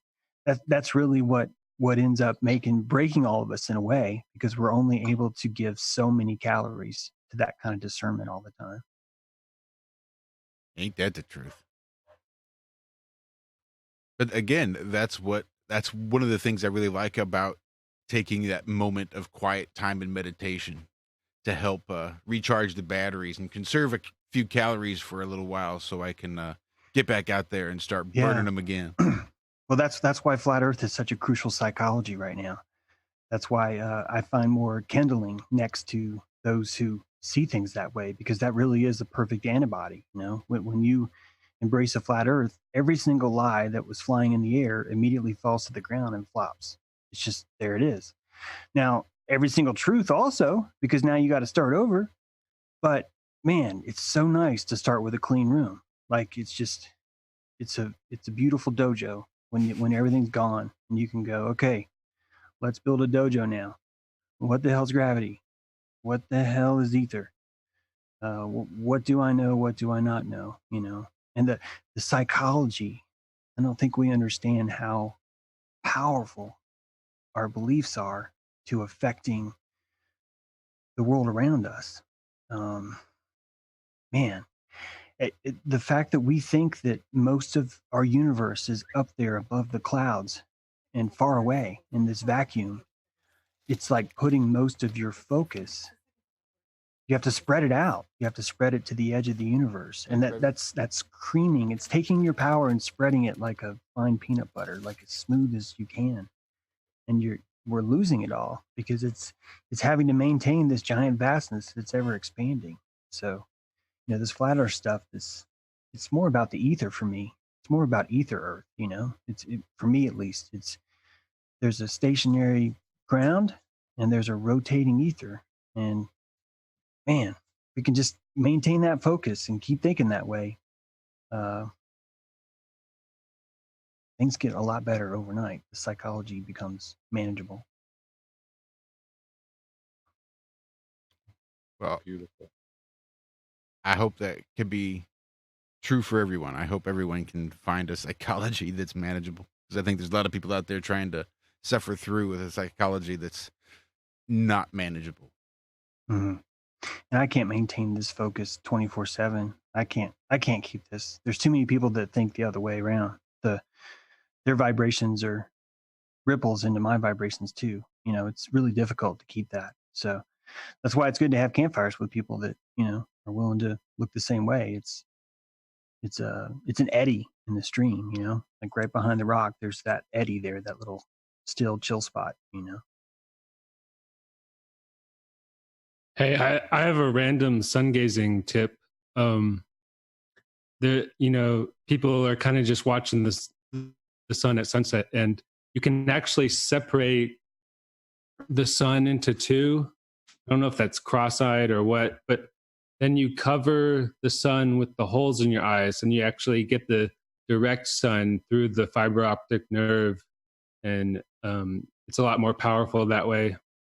And there's all sorts of weird observations you can make when you look at the sun that way. Like the sun actually kind of looks like a phallic light, like a phallus of light. I don't know how to describe it, but it kind of makes sense why they attribute the sun being male. And there's all sorts of like owl-like looks you can get doing that too. I don't know. You can experiment, but it's interesting. That is interesting. We talked on Wednesday, and I do most of my sun gazing through my eyelids. And when you're looking at the sun through your eyelids, you can tell sort of where that sun is. You can be able to position your head and your face so that you can sort of put the sun where you want it on your eyes. So you can sort of get that sweet spot and feel where you're really taking in the most of the sun. And that's when the colors start to really swirl and change and cycle through. It really is a interesting way to do it. Yeah, it's interesting because when you put the sun through the holes in your eyes, you're also it's not as intense but it's still kind of intense because you're getting it directly into your brain. You'd have to experience it, but it's crazy. All right, gents, with that, I think we're going to roll on out of here. Unless anybody's got anything else. Sounds good. Cool. Love and thanks to everybody. Thank you again. Thank you. And love you, brother. Thank you. Yep. Thanks again, playing Permaculture. Thank you, James True. Thank you, James. Always a pleasure. Thank you. Thank you, Adam. Thank you, John. Feel better. Thank you, Rob. Sorry you couldn't be here. I know you probably had housekeeping you needed to catch up on anyway, so maybe it's better that you didn't. Thank you, Walt. Thank you, Zach. It's been a pleasurable day. Thank you, Josh. I've been down here pretty well all day. You know, I didn't come upstairs till noon 30 today. We Really? finished our show at 6 a.m. I didn't come back upstairs till noon 30. That's why I try to avoid this studio unless I know I'm going to be on the air, because I swear to God, I just disappear down here for 8-10 hours at a time and I don't even realize it. Talk about being in the flow. Jesus. That's it. It's gross. Gross. All right, then I think we'll get the hell out of here. Does not exist in this dojo, does it? No, Sensei! Defeat does not exist in this dojo, does it?